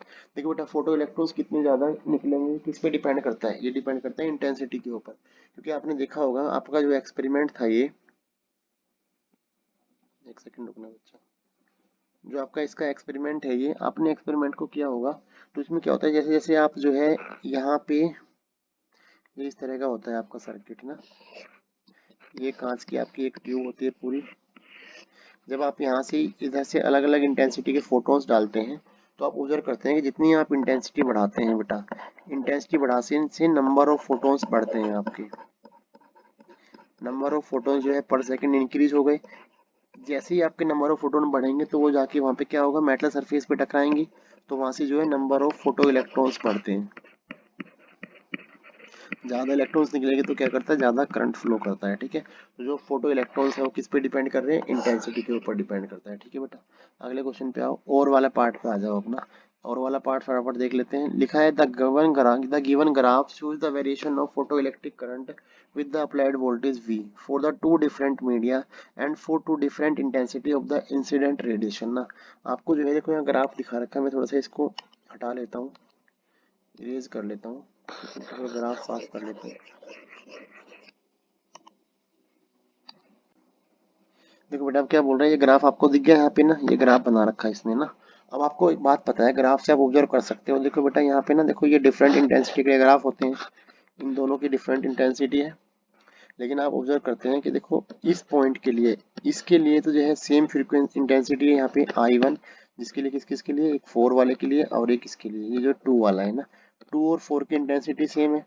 यदि मैं इसकी बात करूँ, देखो यहाँ पे जो है इंटेंसिटी इसकी 1 की और 3 की सेम है ना। तो आपसे पूछा क्या है, explain using the Einstein photoelectric equation for the pair of curve that correspond to the different material but same intensity ना, मतलब जिसकी फ्रीक्वेंसी डिफरेंट डिफरेंट हो लेकिन इंटेंसिटी सेम हो।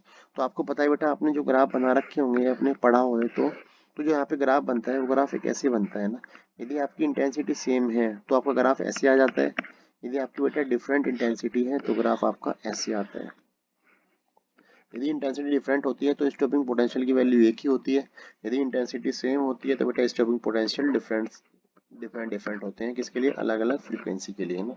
तो आपसे पूछा गया था कि आपको सेम इंटेंसिटी के पेयर छांटने हैं, तो बेटा सेम वाले कौन से होंगे, जो एक ही पॉइंट से निकल रहे होंगे, देखो जो यहाँ से निकल रही है ना, या फिर जो यहाँ से निकल रहे हैं। अब यहाँ से कौन निकल रहा है, आपका ये वाला पार्ट है और ये वाला है, मतलब कि 2 और 4 वाला पार्ट है, इसका मतलब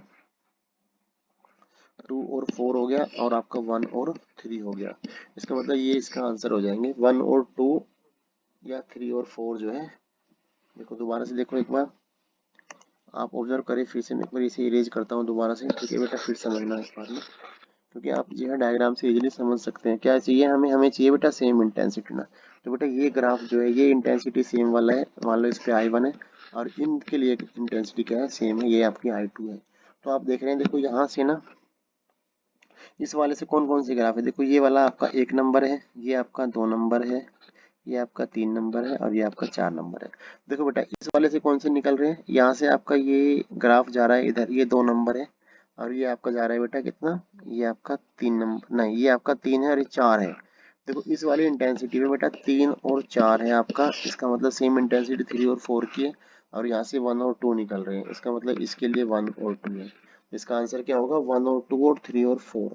1 और 2 की सेम इंटेंसिटी है और बेटा 3 और 4 की भी सेम इंटेंसिटी है। ठीक है बच्चे, अगले क्वेश्चन पे आओ। Draw the graph showing variation of photo current with the anode potential, मतलब आपको करंट वर्सेस वोल्टेज का ग्राफ बनाना है for a particular intensity of the incident radiation, मतलब एक इंटेंसिटी के लिए ना। तो नॉर्मल सी बात है, जो ग्राफ मैंने अभी आपको बताया था वो ग्राफ ऐसे बन जाएगा। ये इंटेंसिटी हो जाएगी, यहाँ पे आपका ये स्टॉपिंग पोटेंशियल हो जाएगा जिसे लिखते हैं माइनस में। तो ये हो गया हमारा बेटा स्टॉपिंग पोटेंशियल, यहाँ आपको मार्क करना है करंट एंड स्टॉपिंग पोटेंशियल।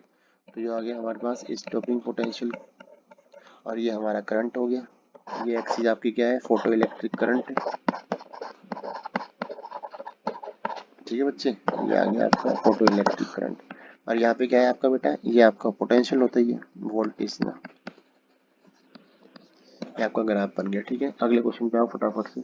अगला क्वेश्चन क्या बोल रहा है, क्वेश्चन नंबर 30। ठीक है, इसके बाद बेटा क्वेश्चन जो 5 मार्क्स वाले वो शुरू हो जाएंगे। ठीक है, अभी क्या बोल रहे हैं, the determine the value of de Broglie wavelength, lambda निकालना है आपको with an electron orbiting in the ground state of the hydrogen atom. जो इलेक्ट्रॉन है वो कहाँ घूम रहा है, ग्राउंड स्टेट में मूव कर रहे हैं ना। और हमें एनर्जी का फॉर्मूला लिखा हुआ है यहाँ पे माइनस का 13.6 बाई एन स्क्वायर ना। एंड बोर रेडियस आर की नोट की वैल्यू भी पता है 0.53 एंगस्ट्रॉम इसकी वैल्यू है। जो आपकी ग्राउंड स्टेट की रेडियस है उसकी वैल्यू पता है ना।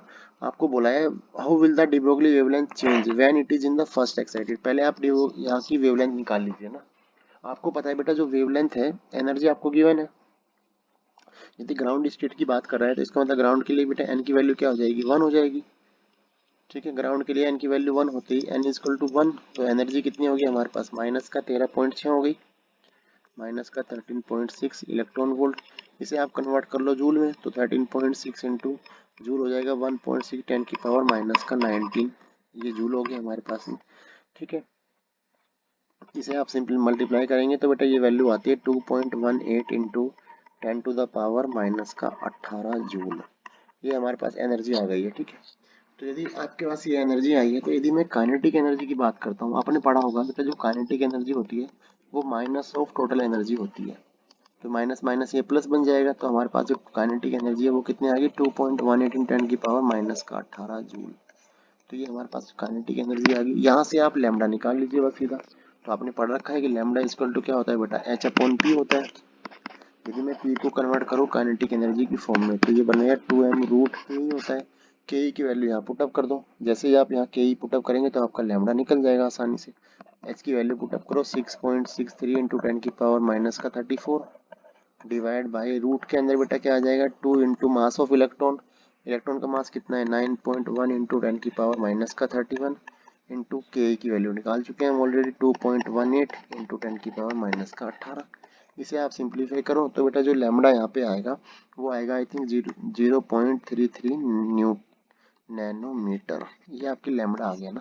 अब बोल रहे हैं इस दूसरे केस में कि यदि आप क्या काम करते हैं, यदि आप पहुंच जाए कहाँ पे, फर्स्ट एक्साइटेड स्टेट में ना। तो बेटा फर्स्ट एक्साइटेड का मतलब आपको पता ही है, एन की वैल्यू कितनी होगी बच्चे, 2 हो गई ना। तो एनर्जी कितनी हो जाएगी हमारे पास, माइनस का 13.6 डिवाइड बाई एन स्क्वायर होता है, 2 टू द 4 हो जाएगा, ये कट गया हमारे यहाँ से, तो कितना आ गया माइनस का 3.4 आ गया हमारे पास में। तो यदि मैं यहाँ से फिर काइनेटिक एनर्जी निकालता हूँ तो क्या बन जाएगा, ये प्लस का 3.4 हो जाएगा इलेक्ट्रॉन वोल्ट। इसे आप फिर से कन्वर्ट कर लीजिए जूल में, 3.4 into 1.6 into 10 to the power minus का 19। इसे आप बेटा जब मल्टीप्लाई करेंगे तो इसकी वैल्यू फिर से कुछ आएगी, सिंप्लीफाई कर लेते हैं 0.54 इंटू 10 की पावर माइनस का 18 जूल। ठीक है बेटा, ये काइनेटिक एनर्जी आ गई हमारे पास। फिर से आप इस फॉर्मूले में पुटअप करो कि जो आपका लैम्डा है वो कितना बनेगा, एच अपॉन पी, और ये हो गया एच अपॉन में ट्वाइस एम के ई देखो बेटा एच भी पता है आपको, एम पता है, के ई पता है, सिंप्लीफाई कर लो तो जो आपका आंसर आएगा ये आएगा बेटा आंसर 0.66 नैनोमीटर। तो अब आपको पूछा गया था कि कैसे चेंज होगी ना, तो आप देख रहे हैं यहाँ 0.33 था, यहाँ आपका 0.66 मतलब आपकी डबल हो जाएगी। तो आंसर क्या हो जाएगा कि जो काइनेटिक एनर्जी जो लैम्बडा है wavelength this will B double. ठीक है, अब आ जाओ बेटा क्वेश्चन नंबर 31। ये हमारा आ गया 5 मार्क्स वाले क्वेश्चन ना। ये क्या बोल रहा है समझना। ठीक है, पहला question, draw 3 equipotential surface corresponding to a field that uniformly increasing in magnitude but remains constant along z-axis. How are these surfaces different from a constant electric field along z-axis? अब बोल रहा है कि आपके पास जो है आपको इक्विपोटेंट सरफेस बनाने हैं कि जब आपका जो इलेक्ट्रिक फील्ड है वो कैसे है, यूनिफॉर्मली इंक्रीजिंग है, लेकिन उनका जो मैग्नीट्यूड है वो जो है कांस्टेंट है। समझ गए? तो आप कैसे बनाएंगे इसका सरफेस ना, आप देखो मैं आपको यहाँ दो डायग्राम बनाता हूँ। पहली बात तो ये कि यदि आपका यूनिफॉर्म इलेक्ट्रिक फील्ड है मतलब आपका कांस्टेंट इलेक्ट्रिक फील्ड है, ये आपका कांस्टेंट फील्ड हो गया ई। तो यदि आपको एक बात पता होगी बेटा कि जो इक्विपोटेंट सरफेस होते हैं वो इलेक्ट्रिक फील्ड पे कैसे होते हैं, परपेंडिकुलर होते हैं ना। तो आपका इलेक्ट्रिक फील्ड किस तरफ है, यहाँ पे जेड एक्सिस की तरफ है, तो मान लेते हैं कि ये आपका इस तरफ है इलेक्ट्रिक फील्ड, या इसे ऊपर भी कर सकते हैं आप, उससे कोई इफेक्ट नहीं पड़ेगा। ठीक है बच्चे, तो ये इलेक्ट्रिक फील्ड इस तरफ है। तो आप देख रहे हैं कि जो इसके परपेंडिकुलर लाइन है ये रहेगी आपकी ना, इसे थोड़ा सा अच्छे से दिखा देते हैं 3 डायमेंशन में, तो ये ऐसे ऐसे बन जाएगा। बस आप एक बात ऑब्जर्व करना है यहाँ पे कि यदि कांस्टेंट फील्ड है ना तो बेटा जो इनके बीच की ये सेपरेशन है ना, मान लो ये सेपरेशन है x1 और ये सेपरेशन है बेटा क्या x2 ना, दिस विल बी सेम ना। कब यदि कांस्टेंट हुआ तो जो आपके इक्विपोटेंट सरफेस है वो सेम सेम सेपरेशन पे रहेंगे, ये और ये सेपरेशन बराबर रहेगी ना। लेकिन यदि बेटा आपका इंक्रीजिंग इलेक्ट्रिक फील्ड है तो आप ऑब्जर्व करेंगे यही आपका इलेक्ट्रिक फील्ड तो अभी भी जेड की तरफ ही है, ये इलेक्ट्रिक फील्ड बेटा आपका इस तरफ है। लेकिन जो आपका यदि बढ़ रहा है ना इलेक्ट्रिक फील्ड की तरफ पोटेंशियल, वो इलेक्ट्रिक फील्ड ना, तो आप देखते हैं जो हमारा यहाँ पे इक्विपोटेंट सरफेस था और जो यहाँ बनेगा और जो यहाँ बनेगा these are close to each other ना। ये आपका इलेक्ट्रिक फील्ड इक्विपोटेंट सरफेस कैसे रहेंगे बेटा, पास पास रहेंगे ना। ये देखो ये थोड़ी ज्यादा है और यहाँ क्या है थोड़ी सी कम है ना, मतलब जो आपका D1 मान लो ये क्या है D2 से ज्यादा है, ये आपकी D1 है बीच की सेपरेशन, ये आपकी D2 है। ठीक है, तो ये कब बनेगा यदि बेटा आपका कैसा रहेगा, इंक्रीजिंग रहेगा तो ये इसका आंसर हो जाएगा। अगला क्वेश्चन देखो इसका सेकंड पार्ट में क्या लिखा है बेटा, इसके लिखा है in the following arrangement of capacitor the energy stored in the 6 microfarad capacitor is E. आपका जो है ये आपको डायग्राम गिवन है, ये बोल रहा है कि 6 माइक्रोफैराड के अंदर जो है ई एनर्जी स्टोर हो रही है। Okay, find the energy in the 12, 3 and total बतानी है आपको कितनी एनर्जी बैटरी से निकलेगी।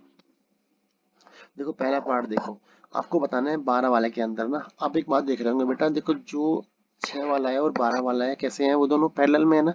तो 6 microfarad and 12 microfarad are in parallel combination, और पैरेलल कॉम्बिनेशन में क्या होता है, वोल्टेज आपका सेम होता है। यदि वोल्टेज सेम होगा तो जितना वोल्टेज 6 के अंदर जा रहा होगा उतना ही 12 में जाएगा। तो आप यहाँ से एनर्जी के फॉर्मूले से 6 का वोल्टेज निकाल लो। तो एनर्जी क्या होती है, E इज इक्वल टू होती है हाफ CV²। तो मेरे पास हाफ ऑफ सी की वैल्यू गिवन है यहाँ पे 6 माइक्रोफैरड इंटू V²। तो बेटा ये कट गया यहाँ से, तो V² की वैल्यू आ गई मेरे पास E/3। ठीक है, यहाँ से यदि मैं यहाँ से V निकाल लूँ पोटेंशियल कितना होगा, दिस विल बी E/3 का स्क्वायर रूट। ठीक है बेटा, ये ध्यान रखना, ये हमारे पास V की वैल्यू आ गई ना। अब यदि मैं इसके अंदर एनर्जी देखूँ 12 वाले के अंदर ना, तो एनर्जी कितनी हो जाएगी, एनर्जी इन 12 माइक्रोफैरड। एनर्जी का फिर फॉर्मूला लगा दो, half CV², half C into V², half of C हमारे पास इस बार 12 है, लेकिन वोल्टेज सेम जितना जा रहा था 6 में उतना ही जाएगा इसमें। 6 में कितना जा रहा था, ये था V ना, इसका स्क्वायर कर दो तो E/3 हो जाएगा। तो 3 दूनी 6 और ये कट गया बेटा 2 आ गया। इसका मतलब जो एनर्जी इसके अंदर जा रही है वो कितनी है, 2 टाइम्स ऑफ ऊपर वाले की ना। तो यहाँ आ गई एनर्जी 2E ना। तो हमारे 12 वाले की तो निकल गई एनर्जी, अभी हमें निकालना है कौन से वाले के अंदर, 3 माइक्रोफैराड के अंदर ना। अब आप यहाँ से ऑब्जर्व करो, देखो बेटा जो 3 माइक्रोफैराड यहाँ लगा हुआ है ना, ये सीरीज में है किसके, 6 और 12 का जो रिजल्टेंट आएगा ना उसके ना। क्योंकि 6 और 12 पैरेलल में है, लेकिन जो उनका एक रिजल्टेंट आएगा वो किसके साथ है, 3 के साथ कैसा है, सीरीज में है। और सीरीज में क्या सेम रहता है, चार्ज। अब आप ऑब्जर्व कर सकते हैं कि बेटा जो इसके अंदर चार्ज होगा तो वही टोटल चार्ज किसके अंदर होगा, 3 वाले के अंदर होगा। इसका मतलब चार्ज जो है charge on 3 microfarad capacitor must be equal to कितना होना चाहिए, देखो Q equal to C into V होता है, तो यहाँ का इन दोनों का C कितना हो जाएगा 6 + 12 इंटू वी, ये हमारे पास कितना आ गया 18 इंटू वी आ गया। ठीक है, तो जो इसके अक्रॉस चार्ज है मान लो Q डैश है और जो इसके अक्रॉस चार्ज है वो क्या रहेगा सेम रहेगा ना, वही मैंने यहाँ पे सेम लिखा है कि जो आपका तीन के अक्रॉस चार्ज है और जो टोटल चार्ज है कितना बराबर हो गया ना यहाँ से, तो आपका कितना हो गया 18 इंटू वी हो गया। अब एनर्जी निकाल दो इसके अक्रॉस बस, so energy in 3 microfarad capacitor, तो कितना हो जाएगा वही सेम फॉर्मूला लगा दो आप हाफ सी वी स्क्वायर। यदि ये लगाएंगे तो आपको वोल्टेज चाहिए ना, इसलिए ये वाला फॉर्मूला यूज मत करो, आप जो है चार्ज वाला फॉर्मूला यूज करो Q square by twice C. और क्यू की वैल्यू हम निकाल चुके कितने बेटा 18 वोल्ट है, तो ये हो गया 18 इंटू वी का होल स्क्वायर डिवाइड बाई कितना आ गया हमारे पास 2c, और c कितना है इसका 3 है, इसे आप कैंसिल आउट करो और यहाँ आ गया बेटा 18 इंटू वी स्क्वायर की वैल्यू ये E/3 है, यहाँ इसे एनर्जी की फॉर्म में डाल दो E/3, नीचे क्या है 6 36 18, तो कितना आ गया बेटा 18 इंटू ई आ गया। इसका मतलब जो आपका 3 माइक्रोफेरेड है उसके अंदर कितनी एनर्जी स्टोर हो रही है 18 इंटू ई, तो टोटल एनर्जी कितनी होगी, एक पहले थी ऊपर 2 ही आ गई आपकी 12 के अंदर, बेटा 18 आ गई इसके अंदर, आपका टोटल आ गया हमारे पास कितनी 21 इंटू ई, तो इसका आंसर क्या हो गया 21 इंटू ई। अगले क्वेश्चन पे बेटा देखो, इसी क्वेश्चन का और वाला पार्ट देख लो। और वाला पार्ट क्या बोल रहा है, using Gauss theorem prove that the electric field at a point due to uniformly charge infinite plane sheet is independent of the distance from it. देखो बच्चे पहला जो पार्ट है वो सीधा डेरिवेशन है गॉस थ्योरम की ना, आपको पता है गॉस थ्योरम क्या होता है कि जो फ्लक्स होता है this will B charge inside per unit क्या है एप्सिलॉन नॉट ना, ये आपका फ्लक्स वाला पार्ट हो गया।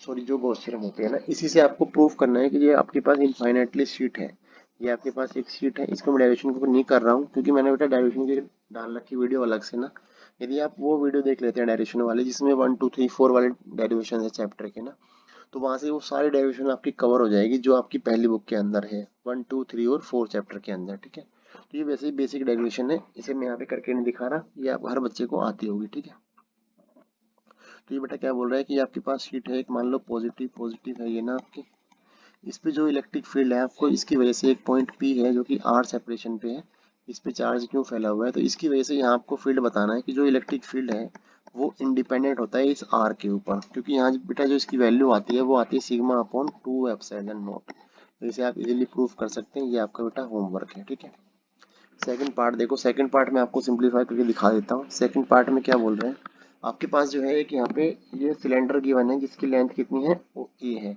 ये आपका एक्सिस बना देते हैं, यहाँ ये नेगेटिव है, इधर ये हो गया माइनस का a/2 और ये हो गया बेटा प्लस का आपका a/2। ठीक है, आपसे पूछ क्या रहा है कि यहाँ पे जो इलेक्ट्रिक फील्ड है वो भी आपका कैसे है, x ग्रेटर देन 0 के लिए E नोट है, प्लस का मतलब इस तरफ जो इलेक्ट्रिक फील्ड है इसकी डायरेक्शन इधर यहाँ E नोट इस तरफ है, और यहाँ इलेक्ट्रिक फील्ड डायरेक्शन किस तरफ बेटा यहाँ इधर इस तरफ है, देखो माइनस का ये लिखा है ना। आपको बताना है थ्रू द फ्लैट सरफेस जो है, फ्लैट फेस से आपका फ्लक्स कितना निकलेगा, फ्लैट फेस कौन सा है बेटा, फ्लैट फेस तो आपका ये वाला है। ठीक है, इस वाले फेस से आपको बोल रहा है कि ये फ्लक्स की वैल्यू कितनी निकलेगी।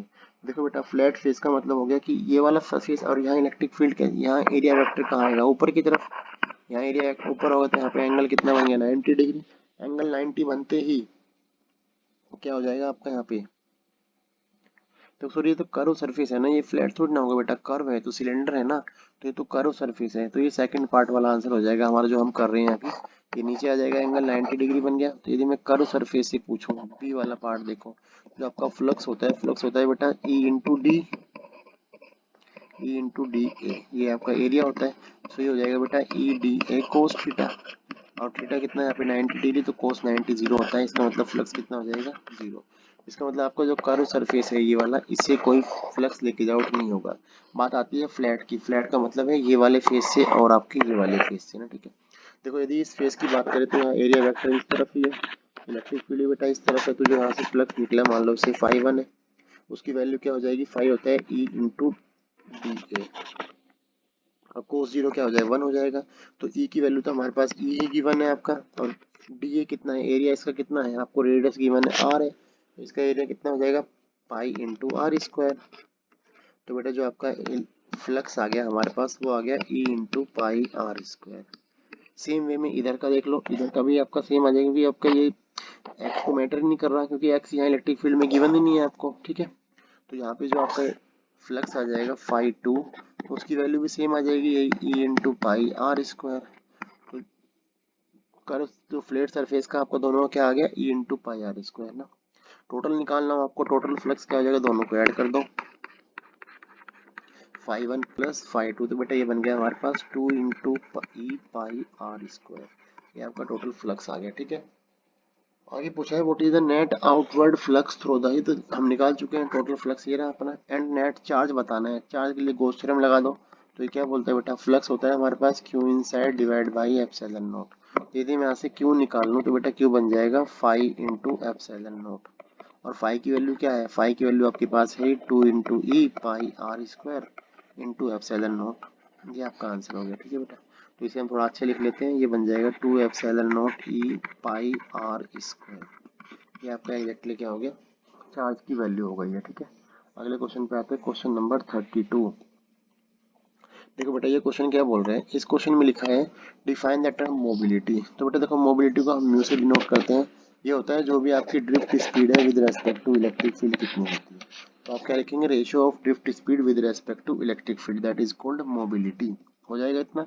यदि मैं थोड़ा सा इसे और एक्सप्लेन करूं, आगे लिखा है obtain the relation for the mobility in terms of relaxation time ना।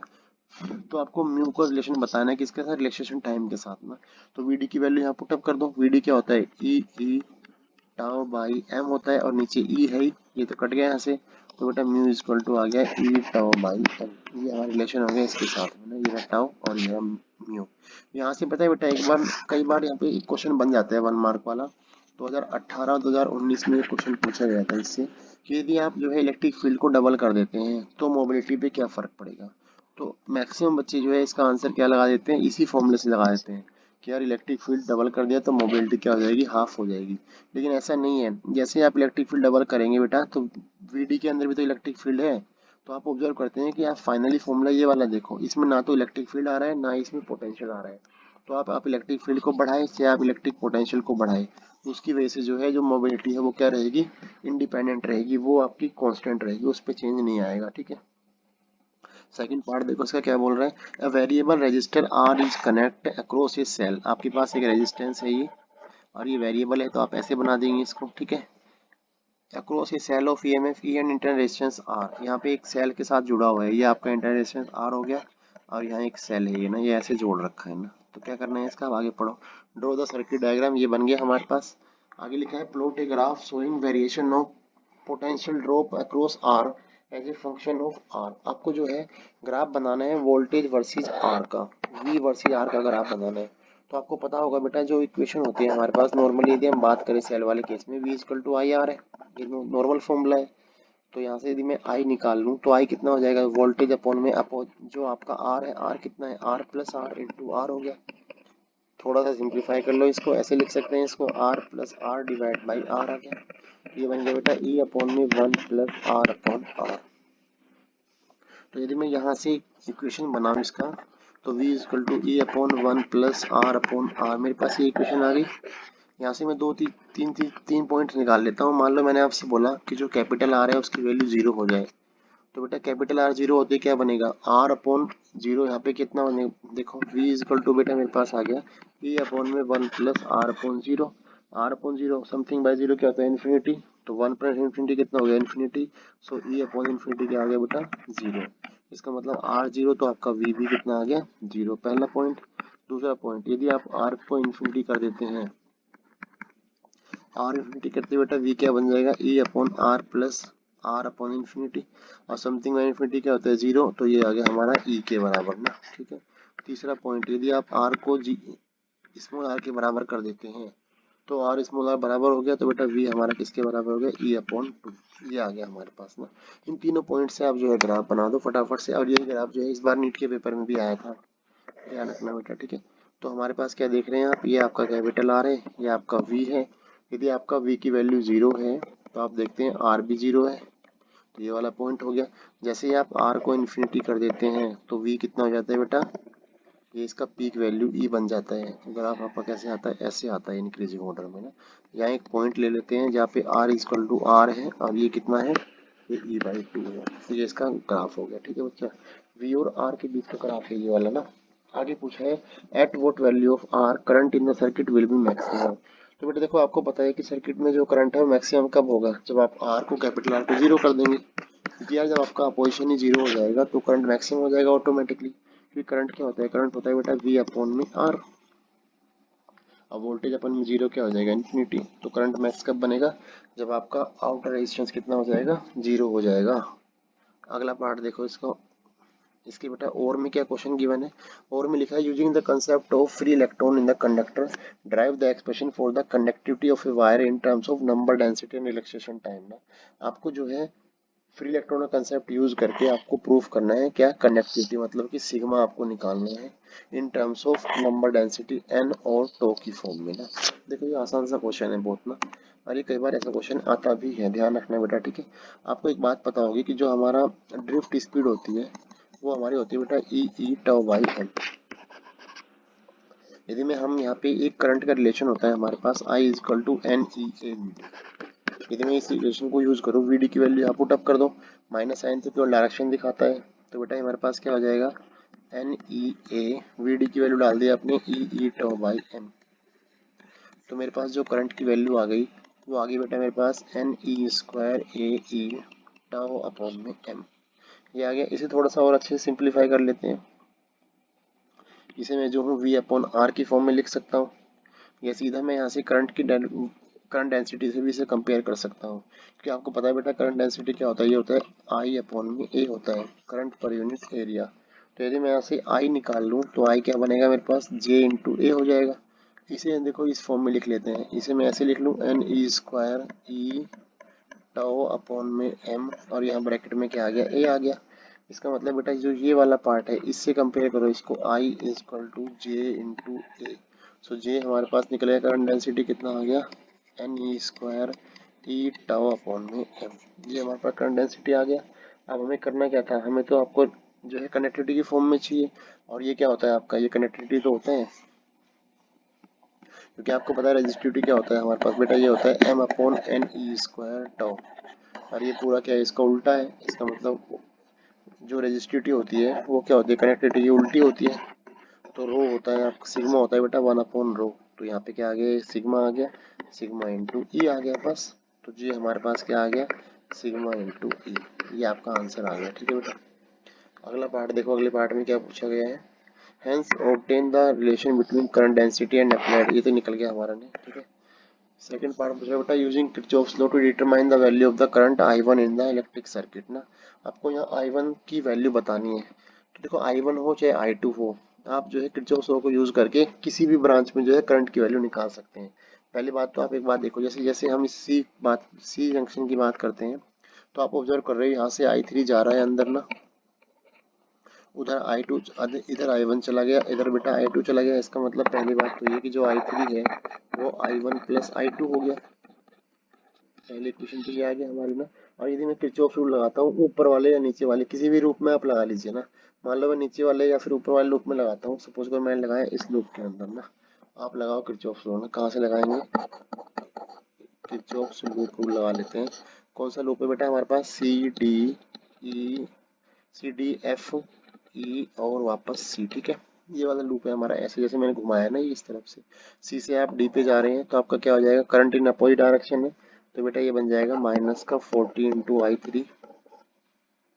यहाँ से फिर ये अब प्लस प्लेट पड़ रही है आपकी, प्लस का 40 आ गया, यहाँ इधर चला गया। यहाँ से कोई आपका वोल्टेज ड्रॉप नहीं हुआ। फिर एफ से आप ई पे जा रहे हैं, ये आपको शायद आता होगा, तो इसलिए मैं डायरेक्ट कर रहा हूँ फटाफट से। ठीक है बेटा, इस वायर के अंदर करंट आपका I1 है लेकिन अपोजिट डायरेक्शन में है, तो ये हो गया हमारा 20 into I1 that is equal to 0।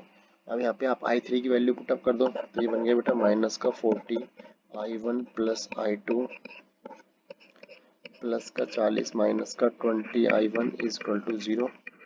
इसे आप सिंप्लीफाई करो तो ये बन गया माइनस का 40 और माइनस का 20, तो ये बन गया बेटा माइनस का 60 I1 माइनस का 40 I2 is equal to minus का 40। इसे आप 10 से डिवाइड मार दो, या फिर हाँ 20 से डिवाइड मार दो इसको बेटा। अब ये बन गया 3 I1 माइनस का 2i1 i2 equal to minus का 2। पहले इक्वेशन आके हमारे पास ये आ गई, ठीक है। इसी तरह आप नीचे वाले लूप में लगाओ तो यहाँ पे भी इक्वेशन बनेगी i1 i2 की फॉर्म में। दोनों इक्वेशन को आप सिंप्लीफाई करो और मैं आपको बता देता हूँ बेटा आंसर इसका क्या आएगा, जिससे कि आप इजीली इसको चेक कर सके ना, ठीक है बच्चे। तो i की वैल्यू जो बेटा हमारे पास आएगी, ये आएगी हमारे पास बच्चे 6/5 एम। इसका मतलब हम लिख सकते हैं इसे 1.2 एम्पियर ना। ये आपका आंसर आना चाहिए, ठीक है बच्चे। यदि आपका आंसर गलत आ रहा है इसका मतलब आपने सही से नहीं किया है, ध्यान रखना, ठीक है बेटा। अगले क्वेश्चन पे आ जाओ, क्वेश्चन नंबर 33। ये बेटा 5 मार्क्स में लास्ट क्वेश्चन है, ठीक है। लिखा है draw the intensity distribution for the fringe produced in interference and diffraction band produced due to single slit. दोनों का आप देखो इंटेंसिटी का ग्राफ बनाना है, किसके केस में इंटेंसिटी का ग्राफ किसके बनाना है बेटा, इंटरफेरेंस वाले में और डिफ्रैक्शन वाले में ना। आपको पता है बेटा इंटेंसिटी जो है डिफ्रैक्शन वाले या इंटरफेरेंस में क्या होता है, इंटरफेरेंस में क्या होता है बेटा, इंटेंसिटी जो है आपकी चाहे वो मैक्सिमा हो चाहे वो मिनिमा हो, मतलब बोले तो चाहे आपका कंस्ट्रक्टिव इंटरफेरेंस हो चाहे आपका डिस्ट्रक्टिव इंटरफेरेंस हो, इंटेंसिटी जो ब्राइट फ्रिंज की होती है वो सेम होती है, लेकिन डार्क फ्रिंज की हर जगह जीरो होती है ना। जो इसका ग्राफ बनता है वो कैसे बनता है, देखो ग्राफ कुछ कुछ ऐसे बनता है। ये आपका सेंटर है, ये आपकी जो पीक इंटेंसिटी होती है बेटा वो होती है 4Ka² ना। और यहाँ आपका ब्राइट बनता है, उसके बाद एक डार्क, फिर एक ब्राइट बनती है, फिर एक डार्क बनती है। इस तरीके से इंटरफेरेंस में बनता है। ये मैं क्या बना रहा हूँ, ये बना रहा हूँ बेटा मैं इंटरफेरेंस का इंटेंसिटी पैटर्न, ठीक है बच्चे। तो यहाँ पे क्या रहेगा, इसमें भी सेम, यहाँ डार्क रहेगा, यहाँ ब्राइट रहेगा, यहाँ आपका डार्क रहेगा। तो यहाँ से पीक है, उसके बाद ये इंटेंसिटी यहाँ जीरो हो जाती है, फिर यहाँ से उठ के जाएगा पीक पे जाएगा यहाँ पे ना, फिर ये जीरो हो जाएगा, फिर उसके उठ के पीक पे। तो इस तरह से ग्राफ बनता है बेटा इसका ना। ये फिर यहाँ ब्राइट पे पीक रहेगी इंटेंसिटी, फिर ये डेंसिटी यहाँ जीरो हो जाएगा, फिर पीक, ऐसे ऐसे घूमता है ग्राफ ना। तो ये किस में हो गया, ये आपका इंटेंसिटी पैटर्न किसका हुआ, ये हुआ बेटा आपका इंटरफेरेंस वाले का ना। लेकिन डिफ्रैक्शन में क्या होता है, इंटेंसिटी धीरे धीरे करके क्या हो जाता है, डाउन होती रहती है ना। तो उसमें क्या रहेगा आपका, सेंटर पे पीक रहेगी, उसके बाद जो है धीरे धीरे इंटेंसिटी कम होती रहेगी, ऐसे ऐसे करके ना। उसका ग्राफ बेटा आपका ऐसे बन जाएगा। जितना जितना आप दूर जाते रहेंगे, जितना आपका जो सेंटर ब्राइट फ्रिंज होता है, सेंटर मैक्सिमा होता है, उससे जितना आप दूर जाएगा पॉइंट, उतनी इंटेंसिटी धीरे धीरे कम होती रहती है, ठीक है। तो ये इसका इंटेंसिटी पैटर्न किसका है, ये डिफ्रैक्शन वाले पैटर्न का है बेटा।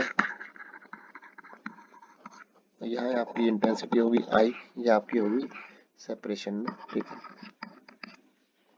आगे पढ़ो क्या लिखा है, a ray of light incident normally on one face of a right isosceles prism ना। ये आपके पास एक आइसोसेलेस प्रिज्म है। सॉरी कुछ और भी लिखा है बेटा, right 2 points of difference between phenomena of interference and diffraction. देखो बेटा ये आप इजीली लिख सकते हैं कि डिफ्रैक्शन और इंटरफेरेंस में क्या दो पॉइंट का डिफरेंस लिखेंगे। पहले बात तो आपको पता है कि जो सुपरपोजिशन जो इंटरफेरेंस होता है उसमें दो और वेव जो है दो कोहेरेंट सोर्स से आती है, तब जाके इंटरफेरेंस बनता है। लेकिन डिफ्रैक्शन में क्या होता है कि जो सेकेंडरी वेवलेट होते हैं ओरिजिनेट होते हैं कहाँ से, different part of same wavelength से ना। वेव फ्रंट से मतलब क्या है कि जी आपके पास जैसे एक स्लिट होती है ना, एक स्लिट से कई सारे पॉइंट्स निकलते हैं यहाँ से ना। लेकिन इंटरफेरेंस में क्या होता है, दो पॉइंट्स होते हैं आपके पास, दोनों से अलग अलग वेव वो निकलती हैं आपकी रेज ना, ठीक है। पहला डिफरेंस तो ये है। दूसरा डिफरेंस क्या होता है कि जो इंटेंसिटी होती है इंटरफेरेंस में वो ब्राइट फ्रिंज के लिए हर जगह सेम होती है, लेकिन उसमें इंटेंसिटी क्या होती है, धीरे धीरे डाउन हो जाती है ना। बस इतना लिख देना, दो पॉइंट्स। अब देखो ये न्यूमेरिकल समझ लो क्या है, ये क्वेश्चन क्या बोल रहे हैं, ray of light incident normally on one face to the right isosceles prism. आपके पास ये 90 है, ये कितना है बेटा 45 डिग्री, और ये भी आपका क्या है बच्चे 45 है ना। What must be the minimum value of refractive index of the glass, give relevant calculation. आपको ये बताना है कि जो ये ग्राफ है आप देख रहे होंगे, यहाँ से लाइन यहाँ से आप एंटर कर रही है और ये TIR कट जा रहा है ना, उधर निकल जाता है। तो ये एंगल कितना है 45 डिग्री है ना। तो ये आपको बताना है कि जो रिफ्रैक्टिव इंडेक्स की वैल्यू है मिनिमम कितनी होनी चाहिए इसमें, कि जो रे है आपकी क्या करे TIR कट जाए ना। तो बेटा आपको बताया TIR के लिए एक फॉर्मूला होता है हमारे पास कि म्यू इजकल टू होता है बच्चे, म्यू इजकल टू आपने पढ़ा होगा 1/sin ना, ये होता है हमारे पास ना। और TIR कब होता है, यदि आपका जो एंगल ऑफ इंसिडेंस है वो मस्ट बी ग्रेटर देन या इक्वल होना चाहिए किसके, क्रिटिकल के ना। यदि क्रिटिकल के बराबर है तो वो ग्रीज द पाथ करता है, अदरवाइज इससे ज्यादा होना चाहिए ना। आप दोनों तरफ का साइन ले लीजिए या फिर यहाँ सीधा लिख दो, आप पुट अप कर दो सीधा, कितना साइन ले लेते हैं हम, इसकी दोनों तरफ की वैल्यू साइन आई, ये हो गया ग्रेटर देन साइन IC। और यदि मैं इसको उल्टा कर दूं बेटा, ये बन गया 1/sin I इस बार साइन हो जाएगा change 1 upon sine I C. 1 upon sine I सी क्या होता है, म्यू होता है। तो बेटा 1 upon sine I is less और इक्वल टू आ गया म्यू, और साइन आई की वैल्यू यहाँ पुटअप कर दो। इसका मतलब जो म्यू है वो ज़्यादा होना चाहिए 1 अपॉन साइन आई से। आई की वैल्यू कितनी है बेटा 45 डिग्री है, ये आप देख रहे हैं एंगल ऑफ इंसिडेंस ना। तो जो म्यू है वो ग्रेटर देन क्या हो गया 1 अपॉन साइन 45 डिग्री, और साइन 45 कितना होता है 1 अपॉन रूट 2। तो जो म्यू है दैट मस्ट बी ग्रेटर और इक्वल टू होना चाहिए कितने रूट 2 के ना, तब जाके आपका क्या रहेगा, आपका यहाँ पे टी आई आर होगा, अदरवाइज नहीं होगा। और रूट 2 की वैल्यू क्या होती है बेटा 1.414 होती है, ठीक है। तो इसका आंसर क्या हो जाएगा, जो रिफ्रैक्टिव इंडेक्स है वो 1.414 से ज़्यादा होना चाहिए इस गिलास के लिए, तब जाके आपकी गिलास डे क्या करेगी टी आई आर करेगी। अगला पार्ट देखो, इसमें और वाला पार्ट है। ये क्या बोल रहे हैं, define the term wave front. देखो बेटा वेव फ्रंट तो आप इजीली डिफाइन कर सकते हैं, that is the locus of all such point which are vibrating in same phase. अगला पार्ट क्या बोल रहा है, a plane wave front A B propagating from denser. देखो बेटा ऊपर वाला डेंसर है, नीचे वाला रेयर मीडियम है ना। Incident on the surface P1 P2 ना, using Huygens principle draw the secondary wavelet and obtain the reflective wave front. आपको यहाँ डायग्राम बजाना है इसका बस केवल ना, कि जो ये वेव फ्रंट आ रहा है ना प्लेन वेव फ्रंट, वो जो है रे ये जब रिफ्रैक्ट होगा तो वो कैसे बनेगा, बस इतना बताना है आपको। पता है बेटा प्लेन वेव फ्रंट ये ए बी है, तो यहाँ लाइंस ऐसे होगी आपकी ना, जो ये रेज होगी ना, जैसे कोई इस फेस पे यहाँ टकराएगी। देखो यहाँ से ये नॉर्मल है इसका ना, अब डेंसर टू रेयर जा रही है, मैं इसी में बना रहा हूँ डायग्राम, बेटा ध्यान रखना, ठीक है। और ये कहाँ जा रही है, रे जा रही है डेंसर टू रेयर ना, तो क्या जाएगी अवे फ्रॉम द नॉर्मल चली जाएगी। ये रे यहाँ से इधर मुड़ जाती है, ये रे ऐसे जा रही है, लेकिन अभी रे ये वाली टकराई नहीं है। जब ये यहाँ रे टकराएगी ऐसे, तो यहाँ का नॉर्मल बच्चे ये है, तो ये वाली भी कैसे मुड़ेगी, ये भी रे आपकी इधर मुड़ जाएगी ऐसे ना, ठीक है। आप क्या देखते हैं, यहाँ से आप जितनी जो बी से लेके सी पॉइंट तक जाने में जितनी ये डिस्टेंस है ना, ये मान लेते हैं V1T है आपका, लेकिन आपका डेंसर ऊपर है नीचे रह रहा है, यहाँ डिस्टेंस ज़्यादा होगी है ना, तो ये कट मार लेते हैं हम यहाँ पे डी पॉइंट का, V2 इंटू टी। ये आपने पढ़ रखा होगा, मैं केवल डायग्राम बनाना होगा उसमें। ये कट मारा यहाँ से, तो बेटा ये हमारा रिफ्लेक्टेड वेव फ्रंट हो जाएगा, ये इसका डायग्राम होगा प्रॉपर वे में, ठीक है। आगे पढ़ो क्या है, सेकंड क्वेश्चन क्या है बेटा इसका, a ray of light P Q enters an isosceles right angle prism ABC of defective index. आपको यहाँ म्यू की वैल्यू गिवन है बेटा, हमारे पास म्यू कितना है 1.5 है, as shown in the figure. Trace the path of the ray through the prism ना, आपको ये बताना है कि इसका रास्ता कैसे होगा। देखो बेटा नॉर्मल सी बात है, 45 डिग्री जाए तो टी आई आर करेगा, यहाँ पे यहाँ जाएगी, फिर यहाँ का नॉर्मल क्या हो जाएगा, ये फिर से 45 डिग्री हो जाएगा, ये फिर नीचे आ जाएगी, तो ये बाहर निकल जाएगी नीचे की तरफ, ठीक है बेटा। ये तो इसका रे डायग्राम हो गया। अब पूछा क्या है, what will be the effect. आपको ये बताना है कि इसका इफेक्ट क्या करेगा, या फिर आप पहले चेक कर लो कि इसमें जैसे हमने जो डायग्राम बनाया है ना पहले, इसमें हम चेक कर लेते हैं कि ये टी आई आर होगा कि नहीं होगा। जैसे हमने अभी बता दिया कि इसमें टी आई आर होगा, अब मैंने डायग्राम बना दिया है ऐसे ना, तो इसको यहाँ पे आपको चेक करके दिखाना है, ठीक है बेटा। खाली ट्रेस द पाथ नहीं करके आना है, आप क्या करेंगे इसमें आप यहाँ करके दिखाएंगे इसको ना, कि ये जो है हो रहा है कि नहीं हो रहा है टी आई आर ना, ठीक है बच्चे।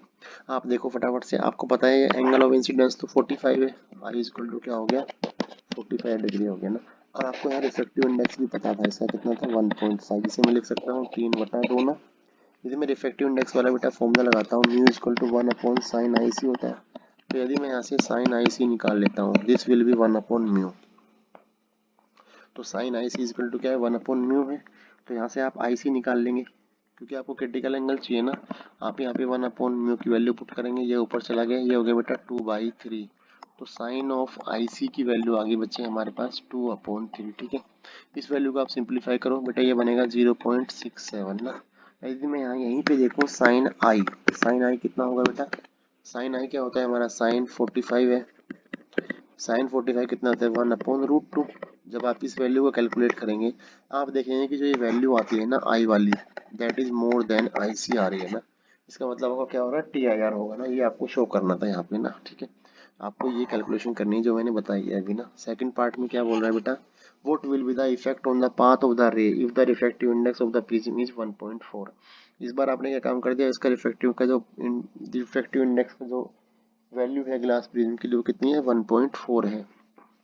यहाँ हमारे पास 1.5 थी, जिसकी वजह से क्या होगा, जब आप यहाँ 1.4 डालेंगे इसमें वैल्यूज ना, तो आप क्या ऑब्जर्व करेंगे कि जो आई है वो इस बार लेस देन आई सी आ जाएगा बेटा, ठीक है। जिसकी वजह से क्या होगा टी आई आर नहीं होगा, आपकी रे जो है क्या करेगी बाहर निकल जाएगी। तो आपका डायग्राम कैसे बन जाएगा, आपका डायग्राम देखो ऐसे बनेगा। ये आपका प्रिज्म गिवन था आपको ऐसे, आपकी रे कहाँ से जा रही थी, आपकी रे सीधी यहाँ से यहाँ टकराई, यहाँ का नॉर्मल ये था, तो ये रे क्या करेगी, बाहर जाएगी। अब डेंसर टू रेयर जा रही है तो इसका मतलब अवे फ्रॉम नॉर्मल चली जाएगी ना, ये रे यहाँ जाके ऐसे मुड़ जाएगी। बस ये इसका डायग्राम हो जाएगा। ठीक है बच्चे। तो बेटा अब आ गया हमारा लास्ट पार्ट, जो कि आपका क्या है, केस बेस स्टडी वाला पार्ट है। देखो मैं फटाफट फटाफट करा रहा हूँ जिससे कि आपको ज़्यादा टाइम ना हो, ज़्यादा टाइम ना लगे आपको वीडियो को देखने में। ठीक है बच्चे। और आपको जो है टू द पॉइंट क्वेश्चन के आंसर बता रहा हूँ। ठीक है। जो आपके डायरेक्शन वाले पार्ट है वो आप इजीली अपने आप से भी कर सकते हैं। देखो बेटा ये केस बेस स्टडी क्या बोल रही है, इसमें जो है आपका पूरा स्पार्कलिंग ऑफ डायमंड बताया था। मतलब जो आपका TIR की एप्लीकेशन नहीं है, वो बता रखा है कि डायमंड जो है क्यों चमकता है। आपको पता है बेटा डायमंड के चमकने के दो रीजन होते हैं। एक तो होता है पहली बात कि जो डायमंड का रिफ्रैक्टिव इंडेक्स है वो सबसे ज्यादा होता है, वो मैक्सिमम होता है। ठीक है। उसकी वैल्यू कितनी होती है, आई थिंक 2.43 होती है। ठीक है बेटा। जिसकी वजह से क्या होता है, आपने एक रिलेशन पढ़ रखा होगा, mu equal to 1/sin IC। Sine IC जो है यदि म्यू ज़्यादा होता है तो जो आपका क्रिटिकल एंगल है इसका वो सबसे कम होता है, जिसकी वैल्यू होती है 24.4 डिग्री ना। इसकी वजह से पहले बात तो वो चमकता है, दूसरी जो इसकी कटिंग होती है ना, कटिंग की वजह से भी चमकता है। ठीक है। अभी पढ़ लेते हैं क्वेश्चन। पहला क्वेश्चन है बेटा, why can why can light not easily escape a diamond without multiple internal reflection. देखो वही है आंसर जो मैं आपको बता रहा था अभी ना। वो बोल रहा है कि जब आपकी लाइट जो है इसमें डायमंड में पड़ती है तो वो इजीली बाहर नहीं निकलती ना। क्यों नहीं निकलती, क्योंकि जो क्रिटिकल एंगल है ना वो ऑटोमेटिकली यहाँ पे क्या है, इतना कम होता है कि जो एंगल ऑफ इंसिडेंस है वो ऑलवेज ज़्यादा मिलता है यहाँ पे ना। इन दिस केस आप ऑब्जर्व करते हैं कि जो आई है वो ऑलवेज IC से ज़्यादा मिलता है, क्योंकि IC ऑलरेडी कम है। तो आप देखते हैं कि वो लाइट जो है वो अंदर ही अंदर मल्टीपल TR करती है। जैसे मान लो यहाँ से रे टकराती है यहाँ, तो यहाँ से यहाँ जाएगी, यहाँ जाएगी, ऐसे ऐसे लाइट कंटिन्यूसली घूमती रहती है ना। सेकंड पार्ट क्या है, the critical angle for the diamond is this, calculate its refractive index. देखो बेटा यही सेम जो मैंने निकाल के रखा है, mu equal to 1/sin IC। इसकी वजह से आप निकाल लेंगे। तो जैसे आप यहाँ sin IC की वैल्यू गिवन है आपको 24.4 यहाँ रखेंगे तो आपकी वैल्यू आती है 2.43 या फिर 2.42 वैल्यू आती है रिफ्रैक्टिव इंडेक्स की। ठीक है बेटा। जैसे याद रख लेना आप लोग ना। तीसरा पार्ट क्या है, what is the basic reason for the extraordinary sparkle of suitable cut diamond ना।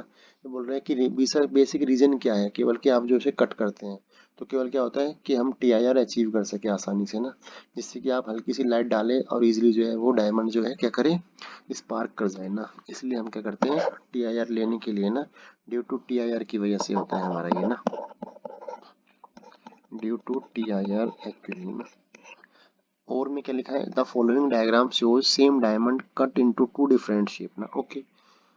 How will the brilliance of diamond in the second diamond vary with respect to first. ये बोल रहा है कि जो सेकंड वाला डायमंड है उसमें जो है उसकी जो चमक है वो पहले के कंपेयर में कैसी रहती है। देखो बेटा आपको पता है सेकंड डायमंड जो है आपने कट कैसे रखा है, ध्यान रखो। देखो यहाँ से लाइट बाहर निकल रही है ना, और यहाँ लाइट घूम के वापस जा रही है, तो बेटा यहाँ तो लाइट TIR कर रही है, यहाँ आपकी क्या हो रही है, लाइट बाहर निकल रही है। इसका मतलब यहाँ की जो इंटेंसिटी है, जो ब्रिलियंस है, इस वाले की कम होगी, लेस रहेगी एज कम्पेयर टू इसके। बस। अगला क्वेश्चन देखो बेटा, अगला आ गई है केस बेस्ड स्टडी दूसरे वाले ना। ये बेटा LED पे बेस है और ये इस बार जो है आउट ऑफ सिलेबस है LED वाला पार्ट ना। लेकिन फिर भी मैं आपको बता देता हूँ क्या होता है। LED का मतलब होता है बेटा लाइट एमिटिंग डायोड ना। लिखा क्वेश्चन में पहला, why can't we use silicon और germanium in fabrication of visible LED। बोल रहा है LED बनाने के लिए हम जो है डायरेक्टली जो है सिलिकॉन या जर्मेनियम यूज नहीं करते, क्योंकि हम क्या करते हैं इसमें हाईली डोप करते हैं ना। उसका रीजन क्या होता है ये बताना है ना।